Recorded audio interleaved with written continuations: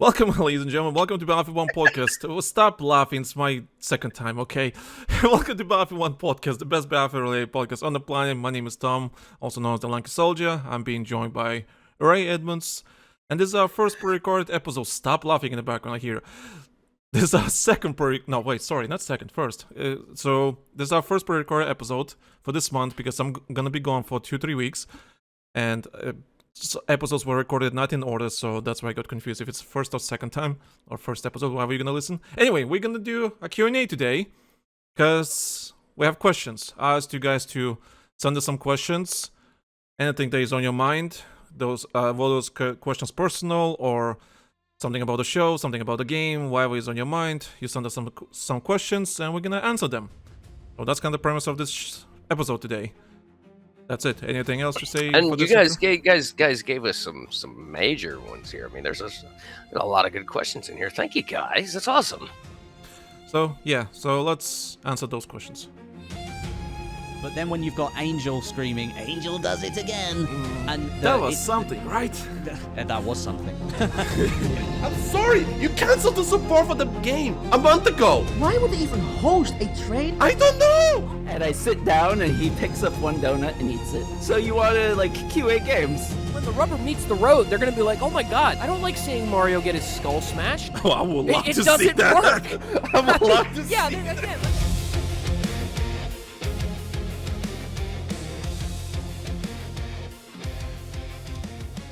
So before we continue, guys, as usual, thank you guys for listening. Thank you guys for joining us for another episode of us talking about Battlefield. Today is a very casual episode, literally casual. And yeah, like I said, we're gonna answer some questions. If you guys enjoy the show, all that kind of stuff, please consider joining our Patreon, patreon.com/TheLankySoldier. That's patreon.com/TheLankySoldier. For your extra content, early access, live streams, we have loads of stuff on Patreon, so please enjoy that content. So if you do like us and you enjoy listening to us, $2 or $5, help us out, guys. It does mean a lot. It means everything to us. So thank you guys for everything. Thank you guys for choosing us to be your entertainment for an hour every week. We appreciate that. And yeah, that's gonna. Oh yeah, do leave a rating if you listen on Spotify or iTunes. Not iTunes. It's called, was it Apple Podcast? I don't know. Apple Music. Apple Music. Play. Yeah, whatever it's called. I don't know. They changed names, so I have no idea anymore. So yeah, do leave a rating. That it does help. So leave us a 5-star, 1-star. I mean, it's like if you love us, leave a 5-star. If you don't love us and you just hate us, 1-star, I guess. Just leave a rating, guys. It's just 2 seconds. All right. So this is how we're gonna approach this episode today. I copy pasted all the questions you guys sent us. And I guess me and Ray just gonna pick one by one randomly and see how it goes. I will answer that and that's it. I think that's the way to go, we right? could do that. We could just go right down the order list that you got just to keep it a little bit more organized. But yeah, I'm cool. Okay, so this is what we're gonna do. So let's do randomly, and then we just mark it in the other document that it's answered. I guess. Let's go. Let's go with that one. Yeah, let's go with that. All right, you want to pick a first question? I'll let you pick the first one. I'm still kind of looking here. Okay, I'll go with this one. Wait, let me just mark it. Okay, I'll mark it yellow. Yeah, highlighting that's good. Yeah, that's where I go. I'll go with that. Okay, first question. Anonymous asked, I don't want to be mean, but is Andre autistic? I always hear something in the background with him. Keyboard ? Also, is he coming back for future episodes? Yes, he is coming to future episodes. Next one, actually. So we're gonna talk about he finally bought the game. He's gonna talk about how he feels about the game after, like, you know, being a boomer gamer at this point. He called himself a boomer gamer, and I want to hear his opinion as a boomer gamer. What kind of opinions he has about the game. So this is gonna be in the next episode. So that's when he's coming back. Is he autistic? Listen, guys, as far as I know, no. But he's just like me. He's a special breed of person, a special personality. He's just special, just like me. Is he autistic? I have no idea, man. We're all autistic, honestly. Ray, are you autistic? I'm pretty sure you're also autistic. Pretty sure we all are, too. I'm pretty sure we're on the spectrum, yeah. I work on things for a living, so I kind of have to be. We're on the spectrum. Yeah, but that was one question. So, you pick.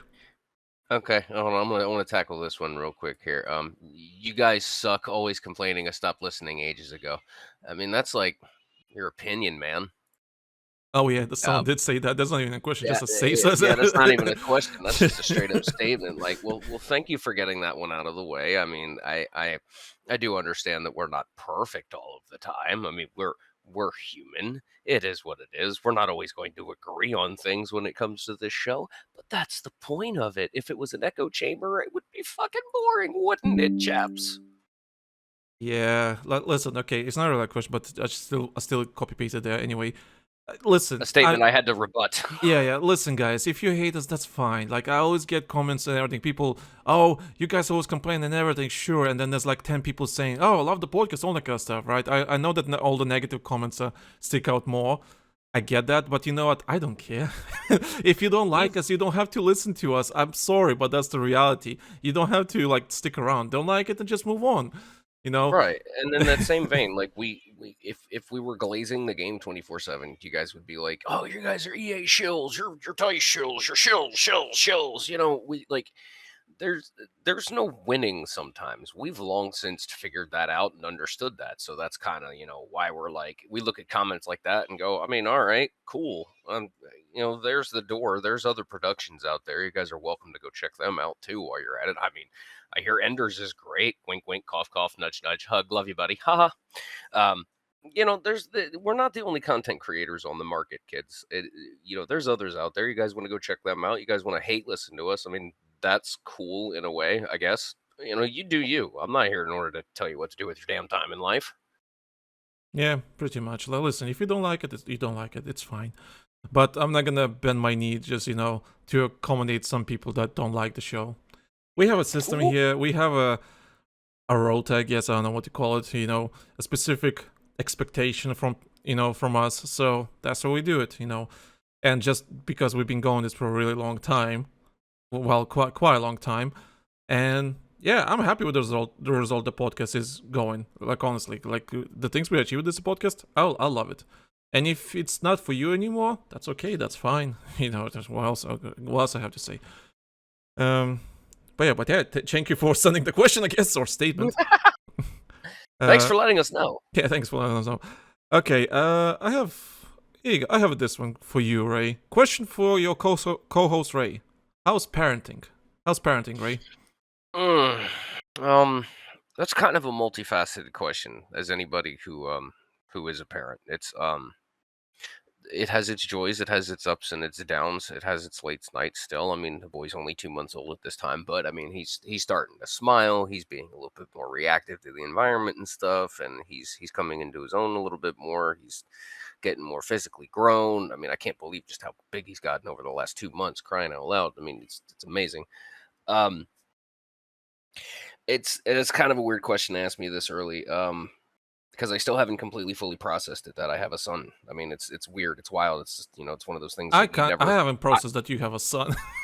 I know it's one of those things, but as I said to a colleague recently, sometimes it's wild how the most unanticipated things that we expect in our lives just end up happening. And I mean, and I can say that for a lot of shit in my life. I mean, look at what I do on the side, look at this podcast, how, well, we've done with it, the people that I've worked with in the voice acting industry, the work that I've done there so far, I can say that for a lot of things.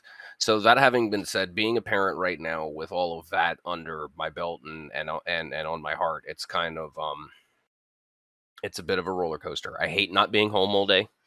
But at the same time, I know I have to be out and about in order to go work. I have to, be at a 9 to 5. Got to feed the boy. Bills don't get paid on hopes and dreams. But I'm trying to soak up every minute that I possibly can. I guess that's like the best answer I can give for that question right now. I imagine if our Patreon actually was blowing up, we had at least, I don't know, 100 patrons minimum, 150 patrons, $5 each. Yeah, that would be lovely. Cue the Sarah McLachlan music. That would be lovely. People, come on, subscribe to Patreon. Subscribe to Patreon. For just come on. $5 a month, you could help a struggling voice actor stay home with his child to be able to audition for more work. Yeah, and you're getting podcast content, all that kind of stuff. So, and also extra content. Realistically speaking, that would be great, but to kind of like cough, cough, hint, hint, nudge, nudge at a couple things. I know I kind of said that I was going to go on a hiatus for like at least the first year that after he was born, but it's kind of one of those things where it's like I really can't anymore. I've got to get back on the road. So I'm actually putting the studio back together downstairs. Oh, So okay, that's good to know. We got all that in order to look forward to because I need to get back up and running. You realize like I can't do this forever. I need something. Well, I mean, it's not the podcast. It's just one of those things where it's like not to get too personal, but I kind of did break down a little bit a couple of weekends ago, like very upset about the fact that I have to be gone all day. I hate it. I really do. I had always said that if I ever had a kid, I was going to be working a job or doing something that I was going to be able to be home more hours of the day than away, and that's not the case, and I hate it, and I have the power to change that, and I'm either going to change that or I'm going to die trying. That's just all there is to it. Yeah, I mean, I get that. I mean, I was actually talking to Mateo today, saying how happy we are that I got a vasectomy. Because we're not built for children, at least us. We're not. And it's just, I know it's not for everyone, and I know people say like, oh, as soon as you have a child, it changes your life. It's the greatest thing ever. Yeah, probably, but look, both statements can be true. Yeah, exactly. Both statements are true. My wife and I were never prepared to have a kid, ever. We never even thought about it. It was never on the plan. I mean, her and I have been married for almost 11 years now, for crying out loud. So it was not planned, but it happened. And again, we were two people who didn't think we were equipped in order to deal with it either. We didn't think we were equipped in order to handle an infant. I mean, and now here we are. He's doing all right. He's growing. He's learning. He's doing what he should be doing. So yeah, both statements are true. And end of story. Yeah, and what the hell I want to say? Oh yeah, I also don't want to go too personal because I usually leave it for Patreon, but stuff like that, for example, that we were talking about, like Mattia did see the other side of motherhood in her life, and she's like, yeah, I don't want to be like that. So she's like, yep, I fully get her. I fully get her. It. Yeah. She's seen the bad side of motherhood. And some people seen the good side of motherhood. She's seen the bad one, and she's like, "Nope." So also, motherhood also affects women differently, depending on the person. It's just you never know how it's gonna hit you. Right, and that's why I said both statements can be true. Yeah. Because I mean, there are some people who hit the ground running as far as parents go, and there are some people who don't. I mean, it's a subjective thing. That's why I will always, back the choice to become a parent or not. And we'll leave that at that. Yeah. You can pick your turn to pick a question. Excuse me. Let's see here. What is one piece of advice you'd give to a listener wanting to start their own gaming podcast today? Oh. That's a juicy one. Okay, I can tell you right now. Don't start a podcast if you don't care about the subject. Don't start a podcast for I don't know, money or fame or whatever. Listen, I enjoy the audience that we have on this show, but at the end of the day, if I don't enjoy playing Battlefield, I'm not talking about fucking Battlefield. Because if you don't enjoy the subject on the podcast, no one's gonna care, because people are gonna feel through your voice that you don't like that topic. You can tell. Even sometimes when we have conversations here about Battlefield that I personally don't really enjoy, but I have to mention on the podcast, people feel that. People feel that. So my number one advice would be like, find something that you like to talk about. Something that doesn't matter. It doesn't matter how mainstream that is and everything. If you want to tell something, tell it. And you have all the tools out there to make it easy for you. And you don't have to go video and everything. You can do audio first, as usual. Start small, see how you like. Perfect, because your first episode is gonna be garbage. They always are. But the more you keep going, the more you can improve. With each episode, it's just gonna get better, and you're gonna find your rhythm and all that kind of stuff. But yeah, my number one advice is just find something that you want to talk about. If you don't like the subject, no one's gonna listen. That's how I see it. At least that's like when I listen to podcasts, that's I kind of want people to be interested in what they're talking about, even if the topic is not really I'm interested in. Usually, like, because if they're interested, maybe I'll be interested because of the enthusiasm they have for that particular topic. That's how I see it. I don't know if you have any advice for that. We've had plenty of instances in the past where there's been topics that's just like we hate talking about it because we for multiple reasons. Either we just don't like the subject, period, or we don't like the fact that we've droned on about the subject so often. Although the latter of the two seems to be more often than the prior these days. But yeah, there are some times, and I know, and I've even listened back, and I can tell that some topics are just like absolute slogs because we're just so tired of it. When it feels like it's an obligatory thing, it's an obligation, that's probably when you should maybe put the topic down, step away from it for a little bit. But that applies to just about anything that you're going to do creatively in life. If you're not feeling it, you're not going to put your best foot forward, period. End of story. Yeah. As an actor, I will not audition for something that I'm not feeling. You know what I mean? If I don't feel like I'm going to fit in this, if I don't feel like I'm going to enjoy doing that role, if I don't feel like I'm going to enjoy doing the audition, and that changes too. That can change clear out of nowhere. You could be like halfway through doing an episode and be like, "Holy crap, I hate this subject. I hate this topic." And for us, in some cases, we've already jumped out of the plane, so we can't really, pull parachute and stop and pull that back. But generally speaking, like if you're not feeling it, don't do it. Don't force yourself in order to do something because you're going to burn yourself out really quick. We learned the hard way that going big or going home out of the gate was a very big mistake. It was a very cumbersome thing. We burned ourselves out of 2 different shows learning that lesson, and I did it by myself as well, trying to start a separate podcast, and the format that I wanted to do with it, it was just too much work.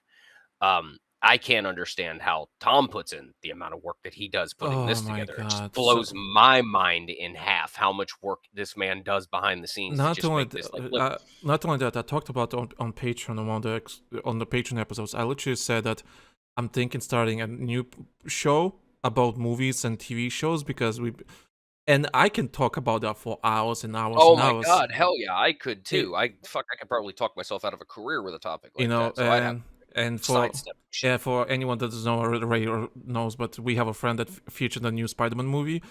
He has like 12 seconds of screen time in the movie. So we have people that are actually into movies and want and do acting and all that kind of stuff. So I'm like, you know what? I would not mind starting a movie podcast, but again, that's another show on top of everything here I have right now. So I'm like, okay, that means I need to dedicate more time to make not patch notes, make the notes, start a new podcast, recording, all that kind of stuff, editing, like that. That's realistically speaking, that's we a lot would of have to work. be self-funded at that point. Yeah, honestly, like I could do it, but listen, guys, if you listen to this and you would love to hear that, let me know if there's an audience for that. Like on this show, and you guys want to listen to us talk about movies or whatever, like tell us, movies, TV shows. Yeah, tell us. We entertainment industry in general. Hell, I mean, I'm down for that. Yeah, tell us. Because I'm thinking about starting one. It's not gonna be like this month or whatever, but maybe next month or whatever. Like, just let us know if there's an audience. If you guys interested in that, let us know. Join our Discord or tell us in the comments or whatever. That's fine. Let us know, like, if you guys really want that, or join Patreon, whatever the case may be, right? So, yeah, let us know. Down for it. Okay, is it my turn to pick? It is. Okay, finally, a first question that is not anonymous. Connor, he's asking, which Battlefield soundtrack track goes the hardest? I don't know if he means by whole soundtrack list or just particular track. I'll just go with I'll just go with the whole playlist. Which Battlefield soundtrack goes the hardest? Mine is Battlefield 1, he says. I don't know, actually. I think Battlefield 5 is actually pretty good.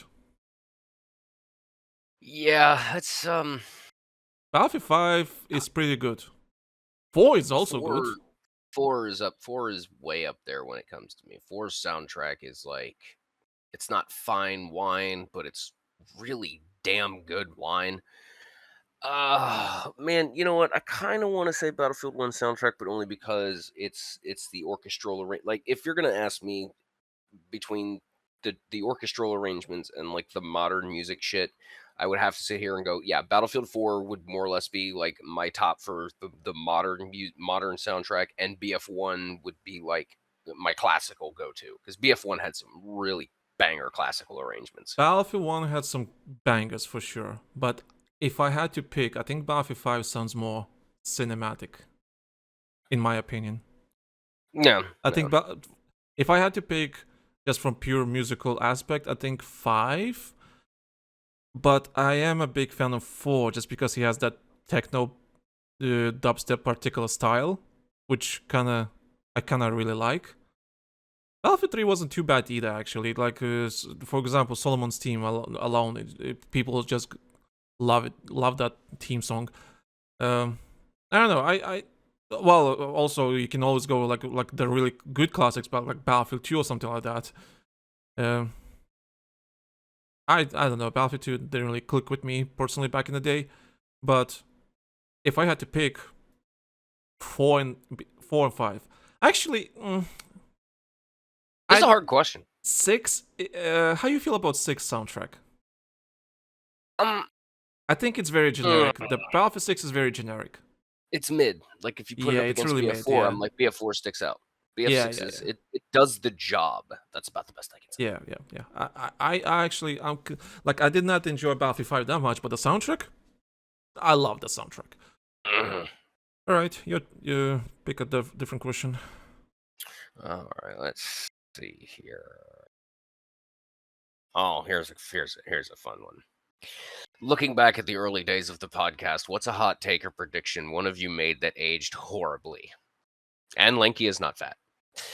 As by Thank Liam. you, Liam. All right, so who wants to tackle this one first? You want to tackle this one first? Or, what's the hot take prediction that you made age horribly? I know exactly. Which one too. I know. Battlefield 1, the game. So you fucking stole it from me, you asshole. Because it was the funniest moment in the universe. So it was. So in the original days of Battlefield 1 podcast, like original days before Battlefield 1 was announced, there were leaks coming out, and the leaks were saying it's gonna be our World War One Battlefield.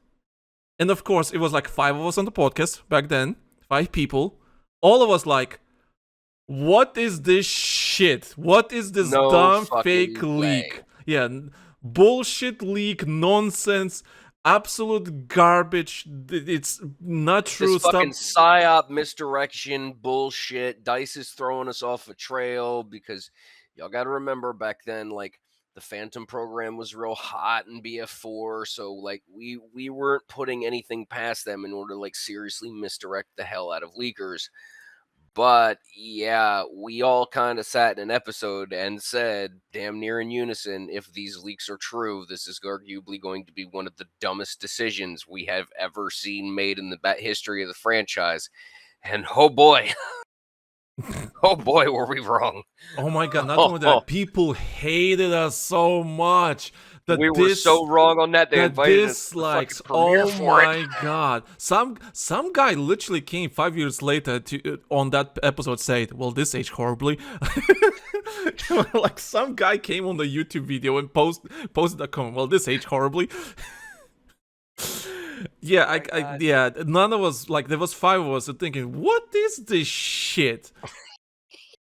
And then next to you know, Battlefield 1 is announced, it's a World War 1 shooter, and I'm like, oh, well then. We ate a lot of crow after that trailer came out. Oh my god, I think I'm still picking feathers out of my mouth to this day. Oh. But yeah, that was arguably the hottest, worst take ever. And I think the only other one that we had that was worse was 2042 just has to be a direct continuation of Battlefield 4 because it makes sense, right? And it fucking wasn't. Yeah. But that wasn't really the hot take. The hot take was. I'm thinking of some other hot takes that I had, and they're kind of age horrible. Not really. We've been pretty. I mean, not to scratch our own backs or anything, but we have been pretty well on the money with a lot of the predictions and shit over the years, which is kind of wild. Yeah, if I was wrong about something, it did not age horribly. It's like semi-true or something like that. Okay, is it my time to pick? Yeah. It is. Ismail asks, do you think Battlefield 6 will ever add Russian vehicles like BTR, T-80s, T-90s? Will be very cool. You know what? I hope they do. Because I do agree that we're missing a bit of Russian equipment or something East European equipment in the game. I have to agree. I hope they will. I mean, I love to have like some Russian weaponry and all that kind of stuff. Well, wait, technically SU is a Russian jet, right? Yeah. Yeah, the SU-90. But that's only a jet. I would like to get. We're talking ground vehicles and shit. But Oh yeah, I ground think, vehicles. Yeah, okay, yeah, good point. Yeah, I do I like see, to here's have. the thing. Yeah. I don't think it's going to happen for a handful of reasons. One, in the context of Pax Armada, unless they're recovering and stealing them back, and you explain that away in some form of context, it doesn't really make any sense for them to be running Russian T-90s when the tanks that they're currently running are conceptualized to be quote-unquote more advanced than a T-90. So point one.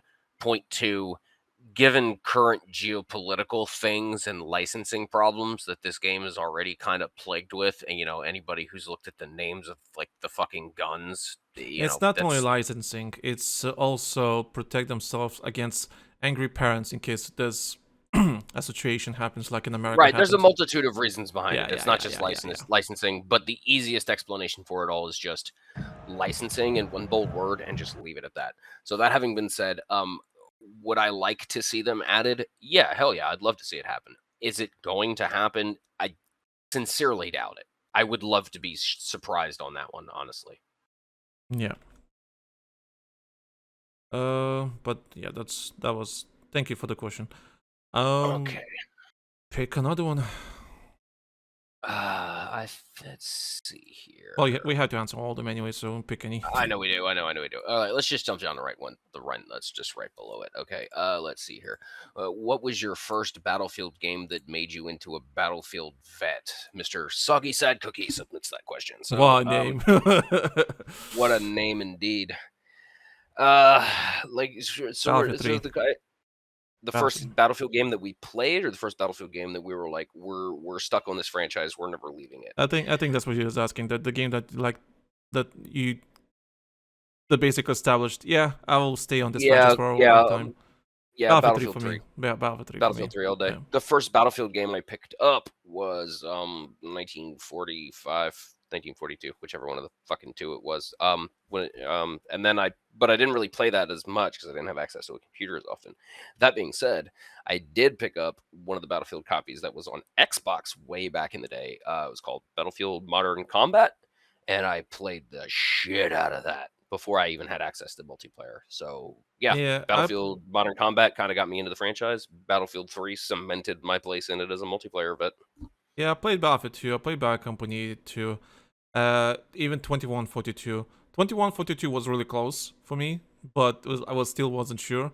Then Battlefield 3 came out, and like, okay, I see the vision. So Battlefield 3 was the one technically for me. Let's fucking go. Yeah, let's fucking go. All right, let's go with. If you could bring back one classic game mode as a permanent staple for the future titles, what is it? Grand Operations. Chainlink. Ooh. I go Chainlink. Yeah, but the problem is maps got to be really designed well around Chainlink. The only reason why Chainlink works so well is because of the fucking It's just connecting the flags. It's fine. You can I get it, but yeah, you can play any Conquest map. Just connect the flags, and that's it. It's fine. Yeah, remove vehicles and all. I mean, yeah. No. Keep the vehicles. Keep the vehicles. All right. Because it's just Conquest with extra steps. I'm okay with that because it literally is. But there's a purpose between capturing which flags and so on. Isn't it all Conquest with extra steps? Play Rush, get to MCOM, arm MCOM, hold MCOM. Sure, I guess. Yeah, get to objective, hold objective. No, I really enjoyed Chainlink back in Battlefield 4 because, like, you need to have A and B to get the points and everything. If you don't have them connected, you're not gonna get the points. You know, they And kind of brought that back in Gauntlet, right? yes, but it's not the same. It's not the same. It's not the same. Yeah. Yeah. It's not the same. Also, you don't have to have it connected in Gauntlet. You can have it separately from each other as long as you have it on. But it's not the same. You just get more points if they're Yeah, connected. yeah. back to back. And But also, yeah, I mean, I remember Chainlink is on. Oh wait. Chainlink is on the community map in Battlefield 4, but it's infantry focused. Right. Okay. So, but the for the Dragon's- most part, it was all on. yeah, but Dragon's Teeth Dragon- DLC maps and everything, they were normal conquest maps, just with the Chainlink on top. So yeah, you can have vehicles. It's fine. That's my opinion. But yeah, I would pick Chainlink. Ray would pick up Ground Operations. Oh, speaking of Ground Operations, I know you weren't on this podcast. I was talking about leaks last episode. Ground Operations or something in that manner, like Battlefield 1 type of something in operations. that vein, yeah. Yeah, it's coming back, according Hell to the yeah. leaks. Apparently, we're gonna assaulting the British shores or something like that. Oh, we did talk about that in the pre-record. Yeah, we did talk about it. 1776, let's go! Yeah, we did talk about that in the pre-record episode. You're gonna hear that in 2 weeks, guys. Anyway, Nice. yeah. So, I'm gonna break out my tricorn hat. Y'all better give me a tricorn hat skin for this shit. I'm serious. If Dice, Battlefield Studios, whatever the hell we're going by these days, fuck tricorn hat. I want to raid. If you're gonna have me raid the British shores, I better be able to do it in a tricorn hat. I don't care about a flintlock, but I want the damn tricorn hat. Let's do this shit. Anyway. your pick. All right, let's see here. Is there a historical setting or theme you guys love to see in particular? Future 2142 setting for me personally. Yeah, anything I want that futuristic. pushes the narrative of Battlefield 4 Battlefield 3 and 4 further forward. Yeah, I'm all for it. Now, that doesn't mean I'm not for historical things, because I mean, I was kind of excited for a World War I and World War II thing once it was actually confirmed about it, but you know, back then I kind of feel like they were trying to play against a niche instead of just trying to work a narrative. So, Oh my god, I just remembered something. We were talking. I don't remember which episode was it. It was ages ago, and I was proposing, guys, what about Battlefield but with magic, wizards and dragons and shit. Remember that? It's like instead of a jet, you have a dragon. It's like some magical Battlefield. Hang on, guys, I'm waiting in spawn for my worm. Yeah, you had to admit that would be so fucking cool if done right. Yeah, that would actually be pretty badass. I mean, just a Battlefield game where you're like, even if you just eliminate like the fantasy side of it, just imagine how like wildly niche and stupid it would be if like, let's just say you took the gameplay of Kingdom Come and and man, I would hate this shit. Yeah, and make it into a it Battlefield. would be funny as fuck to watch people play it. Yeah, that would be. Yeah, it would be so fucking funny. Like, here you go. You want you want like an expansion pack for Battlefield 6? Make it magic. that would be $30, please. That would actually be pretty badass. You know, it's like flying dragons, wizards, and all that crap. Like, why not? Listen, if you want to add an anime girl, add an important office better be sitting there with a notepad right now. It's like, add a fucking anime girl. I don't care. Hatsune Miku, let's go. but like magical and stuff, like medieval, like dragons and wizards and shit. I think that would be so fucking cool. But that's my opinion. Yeah, okay, well, was it my turn to pick or no? Oh, it's my turn. Okay. RT is asking, guys, which real-world cities do you feel like could make an amazing Battlefield maps? For example, London Underground. Wait, that's actually a good idea from RT. Yeah, it'd be called Metro 4.0. We know that much. I would love to have a London map, honestly. I would love to have a London map, honestly. Yeah. I would have said New York if it wouldn't have been for some of the New York maps in Battlefield 6. Let's see here. There's since the concept is open to be able to move back and forth, and I know GTA is kind of already like satisfying this niche, but the inner Florida man in me is like Everglades, you know, Miami Beach area, even going into the Tampa Bay area, because Tampa Bay has a humongous, you know, military base there. So imagine how awesome a map would be if you just like would be able to like essentially defend a quasi MacDill Air Force Base in Tampa Bay. Like I think that would make for a badass mode. Like NATO would definitely, of course, be on stateside on land, and PAX would be deploying from like aircraft carriers and shit. That would be pretty badass. Arizona. Anywhere out like in the Sahara deserts or anything like that. I think the Grand Canyon would also make a pretty badass map too if you could figure out how to make that shit work. Like the Hoover Dam area, that would be fucking awesome. I just realized I would like to have my hometown. It's a capital city of Lithuania, Vilnius. That would be a cool area to fight in, and kind of makes sense geopolitically. So it would be kind of make sense for PAX to attack that city. So let's go with Vilnius. Is Canada part of NATO still in this game, or did they as get far as I know, off no. Join PAX? They're NATO. They're not Actually, NATO. I don't know. Actually, I don't know. The fucking let's hypothetically say that in Battlefield 6's universe, Canada is not a part of NATO. I would even go so far as to say let's fucking fight over Niagara Falls. Yeah, why not? Fuck it. Why not? You can have your Battlefield moments there. Somewhere up at the Washington, or even if you just like, Michigan, fight over the border between the Great Lakes, because, the United States-Canada border runs between there. That would be a pretty badass spot. You could have naval ships as well as, combatants leaving from the Canada side as well as leaving from the United States side and fight. It would work. Fuck. There's a lot of places. Like, oh my God, I could go on all days for days about this fucking subject. Yeah. All right. That would be my choice. Okay, what's the next question? Let's see here. What is our favorite weapon from Battlefield 6? NVO. Easily. NVO. For me personally. Yeah. It's not the best weapon, but it feels the best. It all just depends upon what I'm doing. Like, my overall go-to seems to be the M4 platform, any of the M4s. The M16, the M4, on any of those work fine for me. The IAR is definitely like my top among all of them. I love that gun. That gun can fit just about any role I throw at it, from DMR to an actual LMG to an actual assault rifle. It's just sad that they classified it as an LMG, but it is what it is. Now, as far as like niche role firearm weapon, fucking Scout's still my baby. I'm thinking if M16 is still... Yeah, M16 is also pretty up there for me, but if I had to pick between both of them, I think I still would pick NVO. Something about NVO just feels right. I don't know what.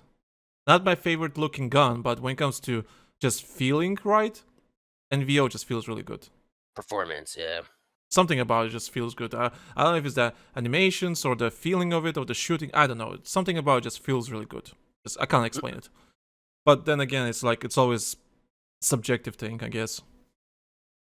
All right. Right. What should I pick? Let's go with this one. This one's interesting. Why are you called Battlefield 1 podcast? Does it have anything to do with Battlefield 1? Boy, do we have a story regarding that? Sit down, boys and girls, because there's quite a long story to this one. We do have a story regarding that. What was it? We weren't even, when we first started this up, we weren't even called Battlefield 1. We branded to Battlefield 1 at one point. God, I can't even remember what the original show title was. Battlefield Experience. BFXP. Yeah, That's BFXP. Yeah, Battlefield Experience. We That's still what we had called Dark before. around. Yeah. Which, by the way, we still miss you, you British bastard. I messaged him. He's not replying. I don't know where he is. Where's he at? Salty prick. Yeah, I don't know where he's at. So, when Dark's involvement started waning a lot more, we kind of rebranded from BFXP to Battlefield 1. And I kind of hope in a way that didn't like cause any strife or anything, because it wasn't anything personal against Dark. We loved having him around. We still would wish for him in order to come back and put his spice on things, because we have felt like the show has kind of been missing that for all these years, to be perfectly frank. I enjoyed Darks. Anyone that doesn't know who we're talking about, we had a person on the podcast back in the day with us. His name was Dark Ethereal. Cool guy. But anyway, just disappeared from the face of the earth. He's alive. Don't worry. I messaged him and talked to him. We still hear from him once in the blue moon. He just decided, he just decided I need to do something with my life, so he just did something else. But which we respect. It is. Yeah. But it just disappeared. Anyway. So Tom and I were sitting around and we were kind of like up thumbing through a couple of names, and this is long before Battlefield 1 was announced. Actually, I want to say this was probably like you could 2 actually years. timetable this. I 2 think a year years or two before it was announced. Yeah. Right. I mean, there was a good time length there, so it's not like one of those, oh, we took from their name. No, actually the timing is so perfect enough we could seriously sit here and argue that Battlefield 1, the game itself, was named after us because we were here first. Now, that having been said, that's just been a running joke that Tom and I have had internally all these years. That's not true.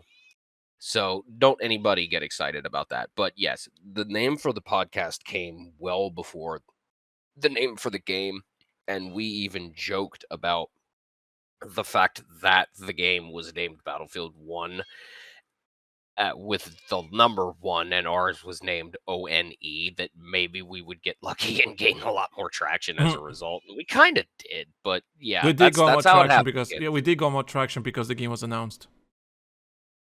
Like when the game was announced too. When the and a lot game of was people announced, we realized- blew up. We blew up. And then a lot of people were like, "What the hell? How did you?" What are you like? Nah, we've held on to this name longer. So yeah, that is the actual story behind it. We were originally called another podcast name. We decided we wanted to rebrand. We were going to change our logo around. Change a lot of Keep things in mind, around. the original name was with us for 3 episodes, and after that, okay, we need to rebrand ourselves to make it proper and everything. And Yeah. I think the reason we stick with Battlefield 1 is because we want to be the #1 destination for Battlefield. Anything Battlefield, right? That was the idea one and back in the only. day. The one and only. There will never be a Battlefield 1 game because hey, we already have 4 and 5 and so on. You know, that's before 5 even existed. Like we're gonna be the #1 destination for Battlefield because we're the one, the Battlefield 1. And then a year or two later, they announced, oh yeah, we're making a Battlefield 1 game in World War 1. I'm like, the fuck, bitches? The fuck? Yeah. So, all right, I'm going to pick my next question. Yeah. What I'm going to do here is I'm going to take 12 and 13, and we're going to kind of put those two together to kind of save for time. Okay, no yeah, offense that's to fine. Wick or anything. I do love your question. The first half of the question is going to be from Wick. What made us start a Battlefield podcast? And do we ever worry about running out of things to talk about during long content droughts between game updates, which was submitted by Anonymous? Those are both excellent questions. What originally made us want to start a Battlefield podcast? I think the podcast spawned from us wanting to be more in-depth technical talking, because at the time we were running a quasi-amateur competitive league at the time, Battlefield Barracks.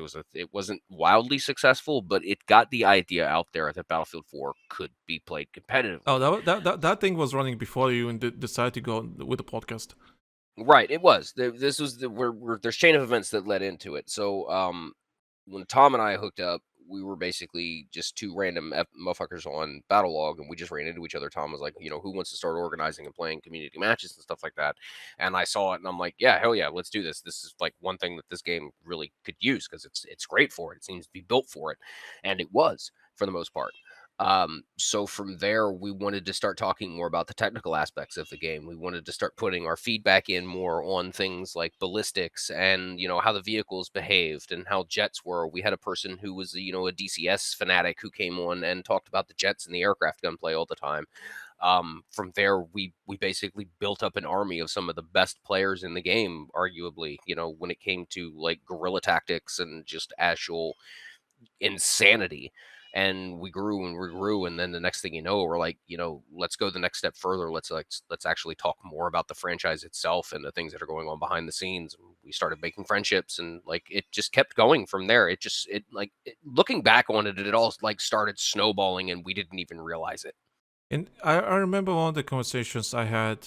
We were in that Skype chat with developers, and we were talking to them. And one of the developers said, wow, there's actually no Battlefield-related podcast and everything. And I'm like, oh, you know what? That's not a bad idea. We can start making one. Because we can fill that void, yeah. Yeah, because he was like, he said, I kind of wish there was a Battlefield 1 podcast. And I was like, well, wait a minute. I already made content. And I said I wanted to start doing podcasts. I might as well start a Battlefield-related podcast. So I remember that all started because I was talking to developers about it. And it was like, yeah, there's no Battlefield-related podcast. And I'm like, well, why not start one? And we did like the original Battlefield 1 podcast had like 42 episodes, I think, or 43. And then we decide, you know what, which is going to the other question: do you ever worry about running things or to talk about on the podcast? Hell, we've had it happen. That happened literally on that time. The reason we didn't go push 43 is because there was nothing to talk about anymore. We talked about everything.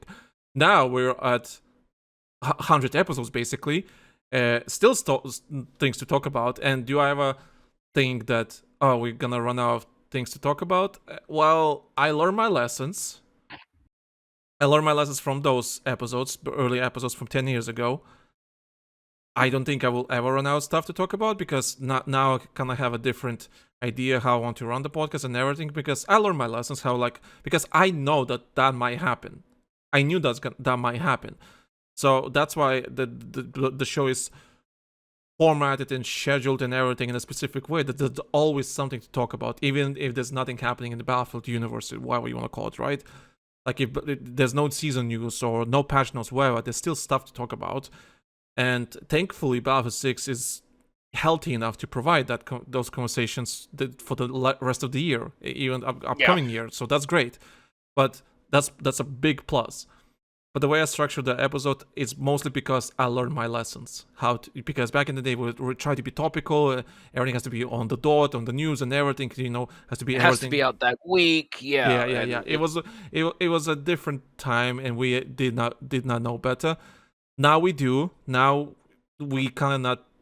I don't know how to describe it to you, but now we kind of have a plan and everything. There's always something. If there's nothing happening this week, that's fine. We have maybe like 5 different topics for this month, maybe that we can jump back to and talk about, because there's always something right now. And because Battlefield 6 is healthy and there's stuff happening, which is a big plus, that means we can have even more topics to talk about and choose from. As long as people are interested in those topics, we can talk about that. So yeah, it's mostly learning. I learned my lessons, mostly that. That's all it is. Okay, next question. Well, kind of similar question from Snipperino Mussolini. Do you guys ever get bored out playing Battlefield all the time? What other games do you play to relax? What are you playing, Ray? Outside Battlefield. So, I play a lot of. I got to play a lot of single player games.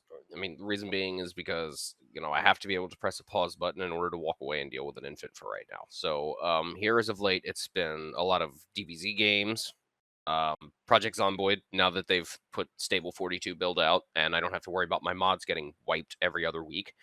So now I can actually start playing that seriously.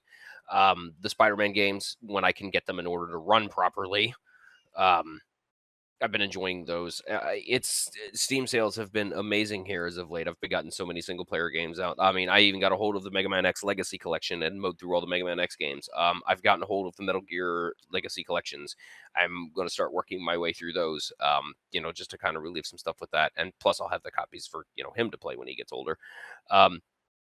Heck, Final Fantasy titles, we've been mowing through, some of those here as of late. I'll fire my PC up and I'll just run Steam Stream to my phone, sit downstairs with him, and I'll just play through some single player stuff when I have the time.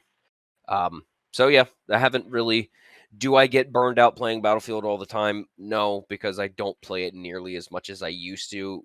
When I used to play it habitually 24/7, I was constantly on. I'd really only get burned out when I was playing by myself. When I don't ever remember a moment when we were all playing together as a group where we were all just kind of like, fuck this, we're done. It was more along the lines of, okay, we've had enough for the day. There's a difference there. Pretty much. But we've got videos upon videos of us just enjoying team play for ages back in the day, and you can't tell for a second that we'd ever even want to get burned out on that game. Shit. In my case, I play Fortnite with Materia. Sometimes I launch Call of Duty while patiently waiting for Modern Warfare 4. And sometimes I play some other games. For example, War Dogs. There's a playtest happened. We're recording this on the 9th, by the way. So the playtest is happening right now. And as far as I know, we can talk about it, but we can't stream it or show it the footage. Stuff like that. I check out games like that once in a while, but usually I go back to Battlefield because it's mostly my main game right now. until again Modern Warfare 4 and Warzone update. RedSec for us, me and Monkey, we've been playing RedSec a lot because we're playing ranked. Can be a frustrating experience sometimes, but it kind of brings us back because it's kind of fun. You know, it is that grind. There's like, but when you get that grind, when you win that, I'm like, oh fuck you, I feel so fucking good. So yeah, we're mostly chasing that dopamine that Battlefield did not have for many years now, because imagine me playing 2042 on a regular basis and just like there's nothing happening in the game. I'm like, I will be bored. You know, at least RedSec and ranked kind of bring something to play for. Okay, you can pick that one question. Well, since we're talking about favorite games and everything, this kind of leads into number 37. Are we excited for War Dogs? It looks like a nice middle ground between Battlefield and Arma. So I'll answer. Okay, you answer quickly. I have an answer. I'll answer it quickly. Do I feel there needs to be a bridge between Battlefield and Arma? No, not really. There doesn't really need to be a bridge. Now, based off what I've seen of War Dogs, yes, I'm interested. Will I actually be able to pick it up and play it and sink enough time in it to formulate a decent opinion anytime soon? Hell no. So don't listen to my opinion on that game. But it's one of those things where I get the appeal for it, but I just don't see the necessity of it, and I'll leave it at that. So I played War Dogs. It's a good game. It's a good game. Well-designed game. As in, like, UI is good. Settings are great.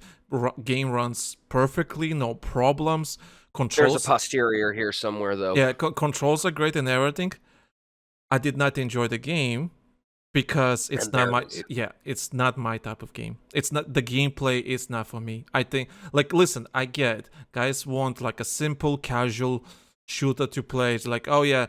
Like a time between, you know, firefights, you know, talk to your friends while you're being escorted by a helicopter into the objective, all that kind of stuff. Oh, go back to your base or start building defenses, all that kind of stuff.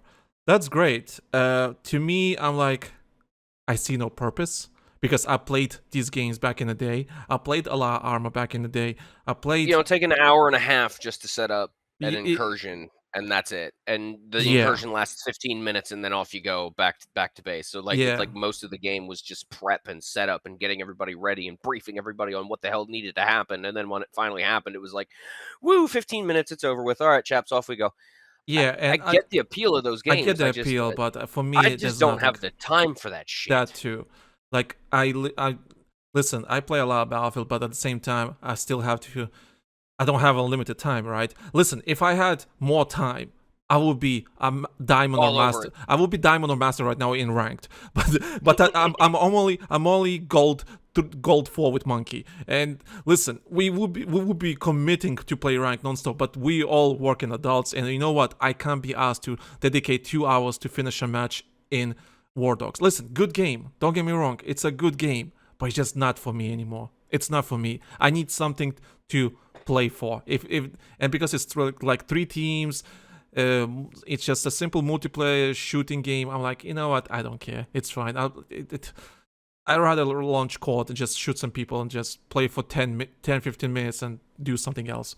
You know, that's how I feel. Listen, good game. If you guys enjoy War Dogs, you will. Listen, there's some people now Discord, they will love War Dogs. They will love it. But if it's your cup of tea, I'm not going to send you for. It's a good game. That's the thing. It's a good game. I played it. It runs well. Settings are great. Controls are great. Everything is designed so well. It's just the gameplay is not for me. That's all it is. Just not for me. All right. Your turn, sir. Is it my turn? Okay. Also, we're okay to record for half an hour, right? Yeah, we're good. Okay. So, let's go with this one. If you could instantly master any skill outside gaming or content creation in one day, what would you pick? Elias is asking. Oof. I would be a multi-award-winning voice actor in the snap of a fingers. Like, I would be everywhere. You guys would hate me. But that's exactly what I do. I have a recency bias, so I'll go with that. I would love to act. not because I want to be an actor, whatever the case may be. No, it's not that. It's just because, like I said, we have a friend who was in Spider-Man, right? He had like 12 seconds of screen time, and he's a good actor. We went to see his plays and everything. He can act, and there was some plays that they had literally nothing, and all they had was it's just a plays, and they had to act. Just two people acting, and I'm like, I don't want to be an actor, but just the fact that he can do it and actually be very convincing and all that kind of stuff, that's kind of like so cool and everything. He can just switch on, lock in and do the performance and everything, and just be believable and all that kind of stuff. That's skill, such an amazing skill. Acting is really impressive, and I was really impressed. Like, shit, man, we have some cool friends that can actually act, and like, I wish I could do that. And I was saying thinking that makes me feel a lot better about the fact that I have to lock myself up into a padded room and scream at a tin can and just slave myself to a set of imaginary circumstances. Now because, imagine I doing know that in front of audience, like, on I a don't know, stage 50 in front of an people. audience. Yeah, too, and that's why I probably will never do on camera work unless it would take a seriously hefty role and some serious dough for me to be like, yeah, I'll do on camera stuff. Yeah, I Like will the love to gods learn would that. have to come down themselves and hand me a role that I would be like, I would be an idiot if I didn't do this. Yeah, so just it's not like I want to be an actor, but just like the fact, like, oh, it would be so cool to have that skill, or singing, or something like that, right? It's kind of like being schizophrenic in a way. Your brain just breaks in a way, and you're not yourself. Yeah, just not that I want to make light of that. Participate in Eurovision. For real. That would be so funny. All right, next question. Since we're on the subject of things outside of gaming, let's jump down here to numero 38. What is a non-gaming hobby or interest you have that listeners would never guess based on the show? Okay. Ooh, good question. Well, movies and TV shows, I guess, but that's very basic. Card games, I guess. I mean, I love to play Yu-Gi-Oh. No, I stopped playing Yu-Gi-Oh ages ago, but I enjoy the game, I guess. I collect action figures while at the same time, my day job is a hefty amount of working on hydraulics and electrical stuff. So I'm pretty sure there's some folks that know that, especially if you pay attention in our Discord, but I don't think a bulk of our listener base actually knows what I do for a living throughout the course of the day.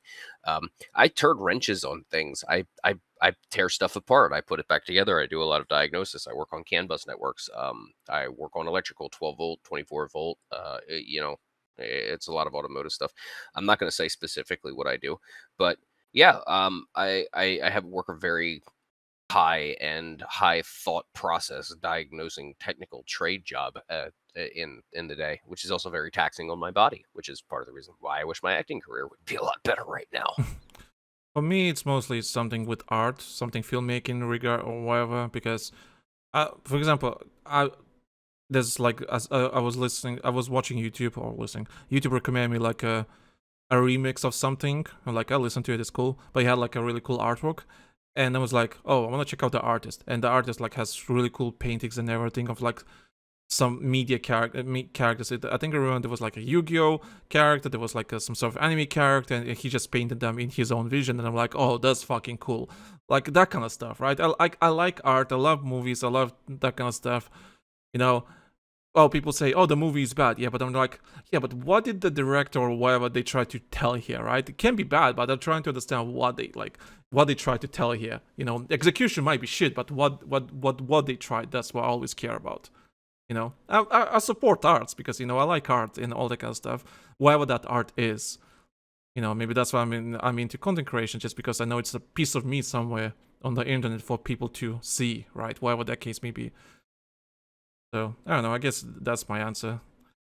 I can pick a question. Do developers actually listen to podcast feedback, or do you feel like we're all just shouting into the void? Andrew is asking. Yes. Listen.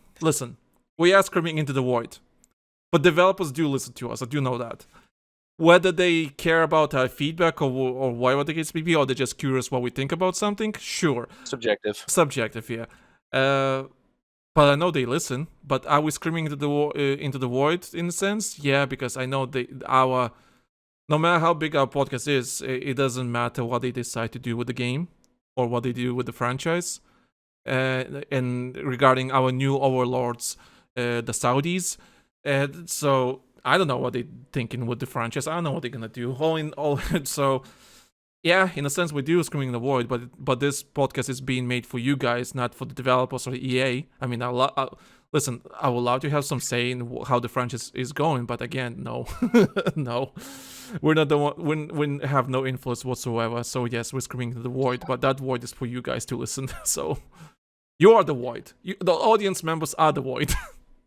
While we're on the subject of voids, how about we jump up to number 10? Why do we always complain about the Reddit community? And I think you make worse things sound worse than it is. No, you're actually worse. It's much worse than that. The irony of that statement being is that things tend to usually get blown way more out of proportion on Reddit than what we do. Like, here's my philosophy on it. I'm not here to judge you on your opinions, just point and laugh. And I know that's a hypocritical statement in of itself, but it is what it is. At the end of the day, I am a court jester. It's what I do. Reddit, on the other hand, their attempts at being a court jester is just malicious and horrible, while my jokes are cheeky and somewhat funny.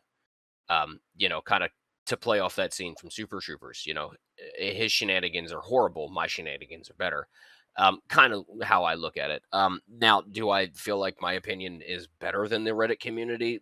Yes and no, depending on. My opinions tend to be a little bit more organized and a little bit more thought out. Reddit tends to kind of just be, bleh, here's everything on a silver platter for you. Sift through it and find your chunks of corn as you will, if there are any there. Reddit used to be really good back in the day. I mean, it's still good when you go to specific subreddits.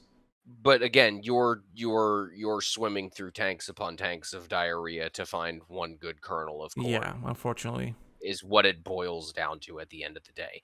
And it's nothing against the Reddit community itself. I think it's just kind of like how Reddit has started to become managed nowadays and moderated. Because there are some very good opinions out there that get snuffed out and quieted out and they don't gain any traction. And there is just some absolute hot takes that are there to exist just to be a hot take and generate some fucking steam and go have somebody stroke their ego.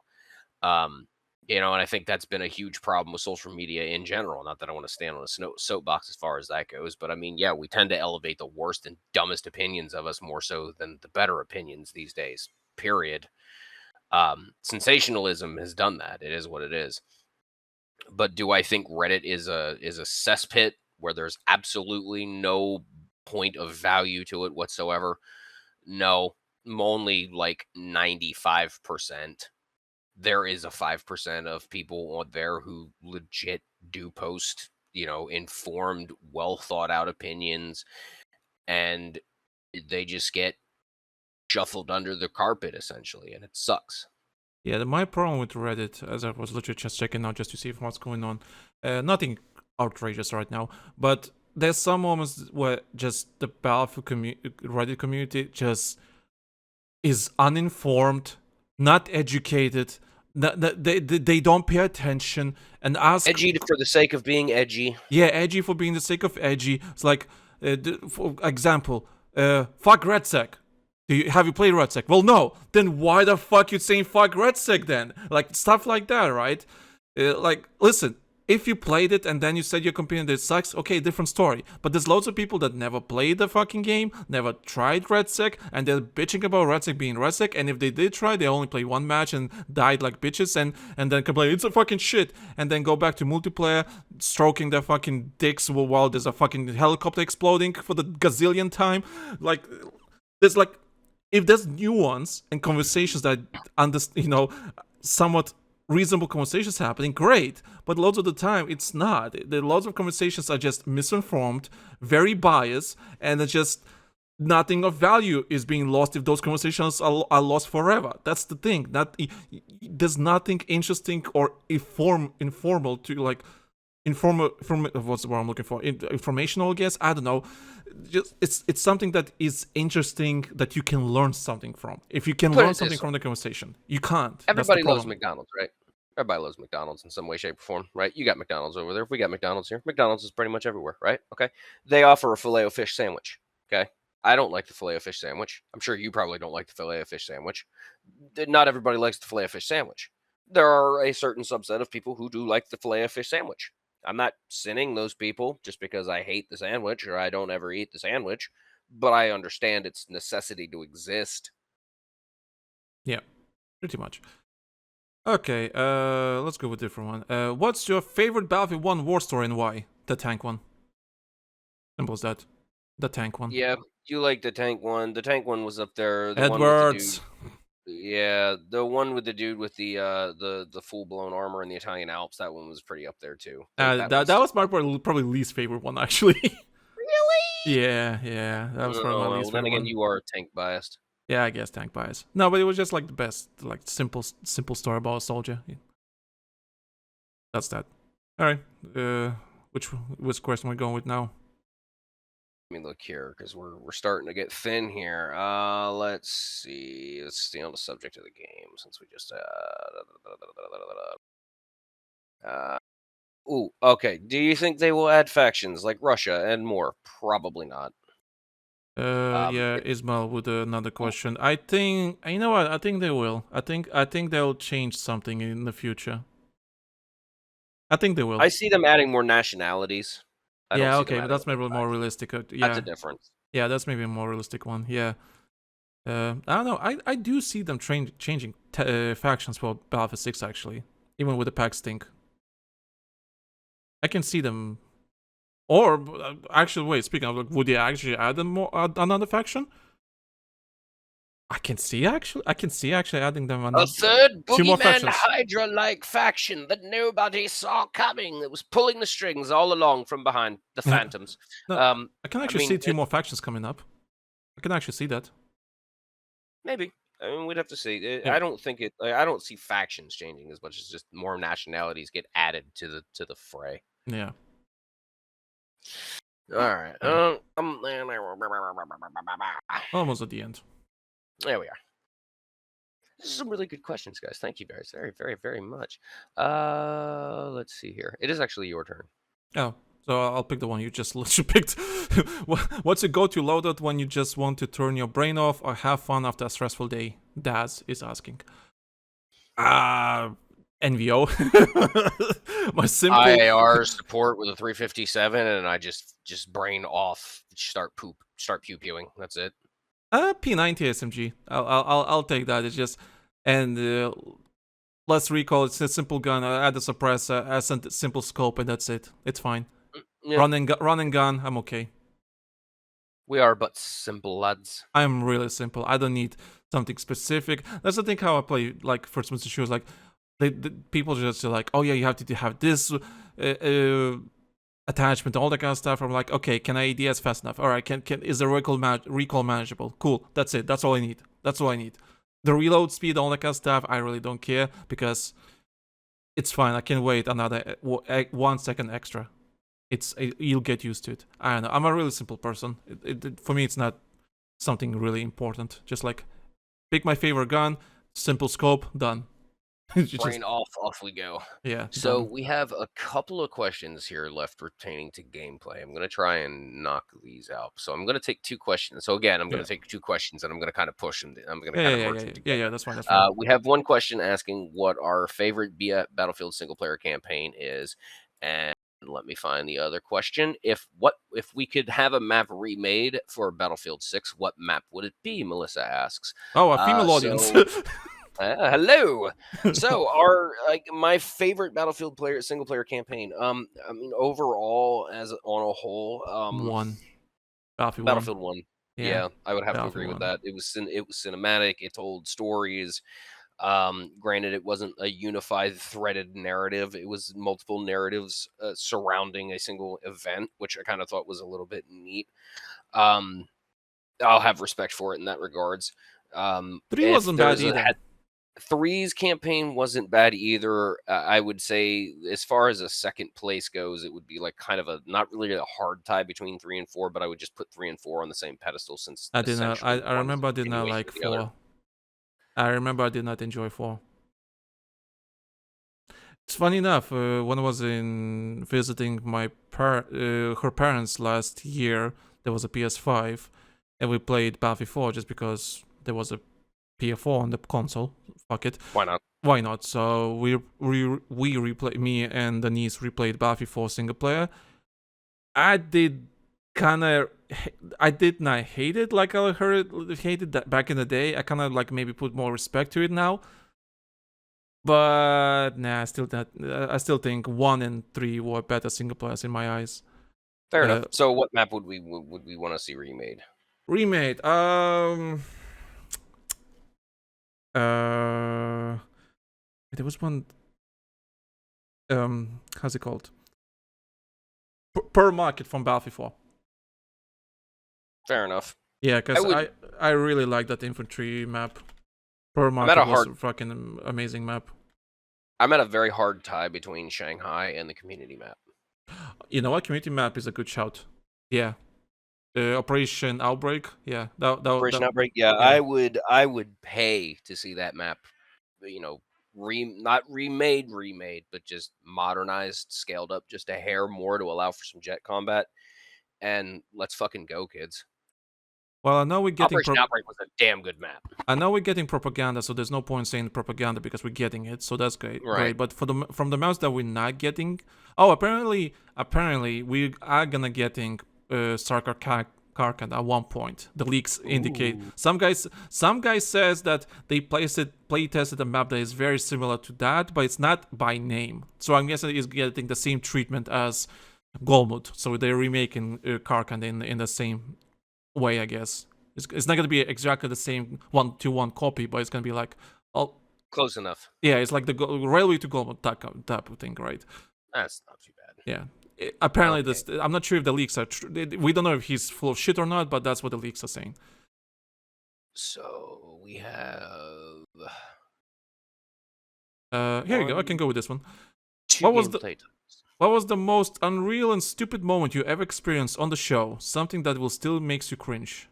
Anonymous is asking. Battlefield 1. Yeah, Battlefield 1. That was absolute cringe. Was there something else from the recent? Oh, okay. So I wasn't even here for this when this happened. I listened to it after the fact, and I felt bad when you had LOL as a guest. Oh my fucking god! Yep. You had Tags as a guest. Now, mind you, Tags is a great guy. I love him to death. But holy shit, was he not ready or prepared to do a show? Yeah. In the worst. Some of the biggest meme moments we've had in our career doing this shit have popped up as a result of that episode. So I'm gonna put my finger on that moment specifically. You know what? I'll give you that one. Most of the most. I'll give you that. So back in the day, people, we had more guests back in the day. Like we were literally having guests from different parts of EA the moderators, community managers. Then we have content creators, all that kind of stuff, right? Or just regular Joes. We had loads of variety of people on the podcast, and he was, I think, one of the first first guests. My God, it was a cringe show. Like he barely talked, and if he did talk, it was like really simple answers and everything. And I tried to get something out of him, I could not, and it was just absolute cringe show. And I remember I listened to that episode like last year because I was publishing the old episodes for people to listen. So guys, if you want to listen to those old episodes, let me know so I can publish them all together in one playlist. Let me know.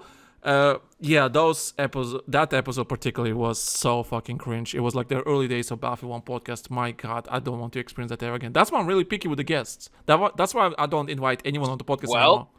While we're on that subject, let's head on up to question number 19, and we'll tackle this one as well since we're on the subject of guests. Do we plan on bringing some more guests onto the show? I really enjoyed Westy, Enders, and that DICE developer talking about Battlefield. It was really entertaining, asks Thomas. Yeah, we would absolutely love to. Okay, so my plan was to add more guests in the last 6 months. That's on me. I apologize for that. But loads of things were happening in the background, and I want to. Yeah, I was about to say, don't kick yourself over it that much, because one of the bigger problems, and even we still to this day, even between the two of us, scheduling is kind of a pain in the neck in order to do. It's hard. It's one of the hardest things to do about this. Yeah, I have a list of people I want to add. I can't add certain people from that list anymore because certain people got jobs at fucking War Dogs, for example. I want to bring Flagfire back, but he works at War Dogs now as a community manager. I'm like, well, I can't bring you now. So like that's out of the list. And we don't want to look. And this is also part of the reason why Tom's very adamant about vetting and talking to guests a good deal before they come on the show, because we don't want to put anybody's career in jeopardy either. Like the last thing Tom and I want to do is have somebody come on here, talk about something, break an NDA unknowingly, or say something that's going to put their careers in jeopardy. Again, our job is to essentially be the informational court jesters. We're not here to get people fired. We're not here to see people lose their jobs. So while we want to we would love to have guests like weekly. If we could get away with it, we would totally do it.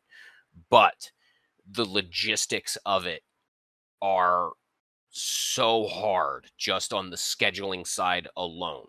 Because even nowadays, between Tom and I, like, it's part of the reason why I'm on the hiatus that I am from the show, is because trying to schedule with a newborn, it's hard to do. And that's just me with a 9-to-5 job in a different time zone than Tom with a newborn. Now imagine somebody different else state too, by the way. You change different states too. Yeah, so now there's a bigger gap.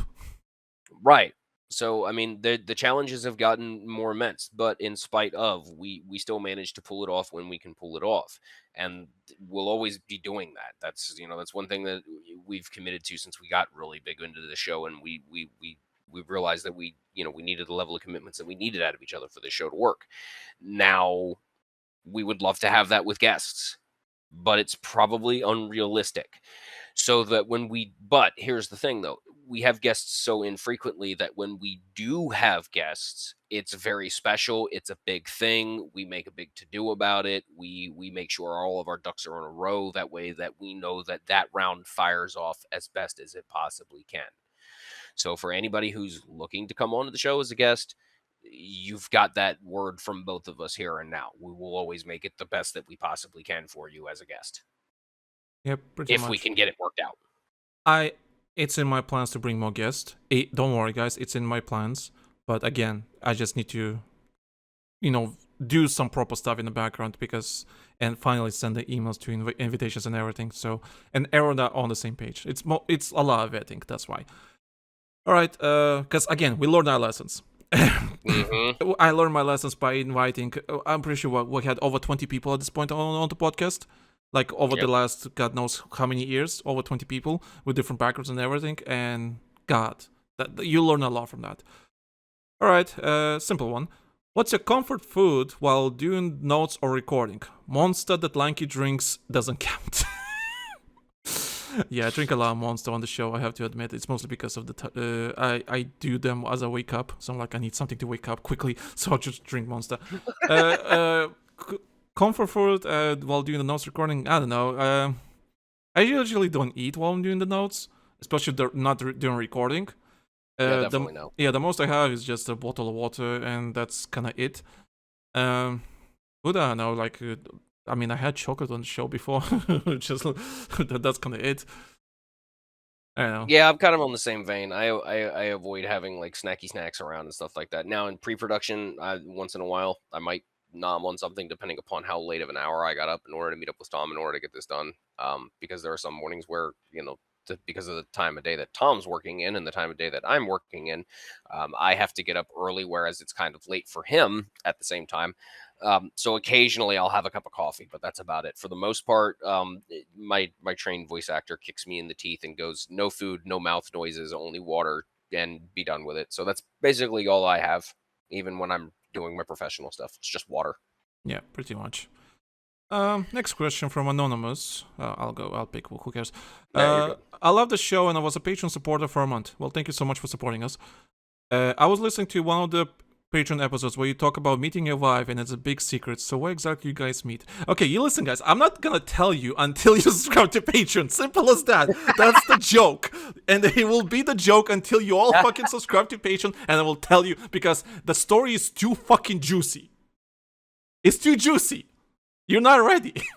You're not ready. It's like tabloids right now. You got I want to get paid for that story because in that you won't believe it. You won't believe it. Simple as that. It won't be. Angela knows. She was on Patreon. She knows. Because, hey, we live in person, so that's a bit different. You know, she's our friend, and that's a bit different. If you guys subscribe to Patreon, I don't know, let's say I'll get, in this next episode, we'll get, I don't know, 10, 15 subs. Fine. Challenge issued. Our average on Patreon subs is like three people joining every month usually. That's the average. And if we can get 10, 15, and they like stay for a month, fine. I'll tell that story and we'll make it a public episode.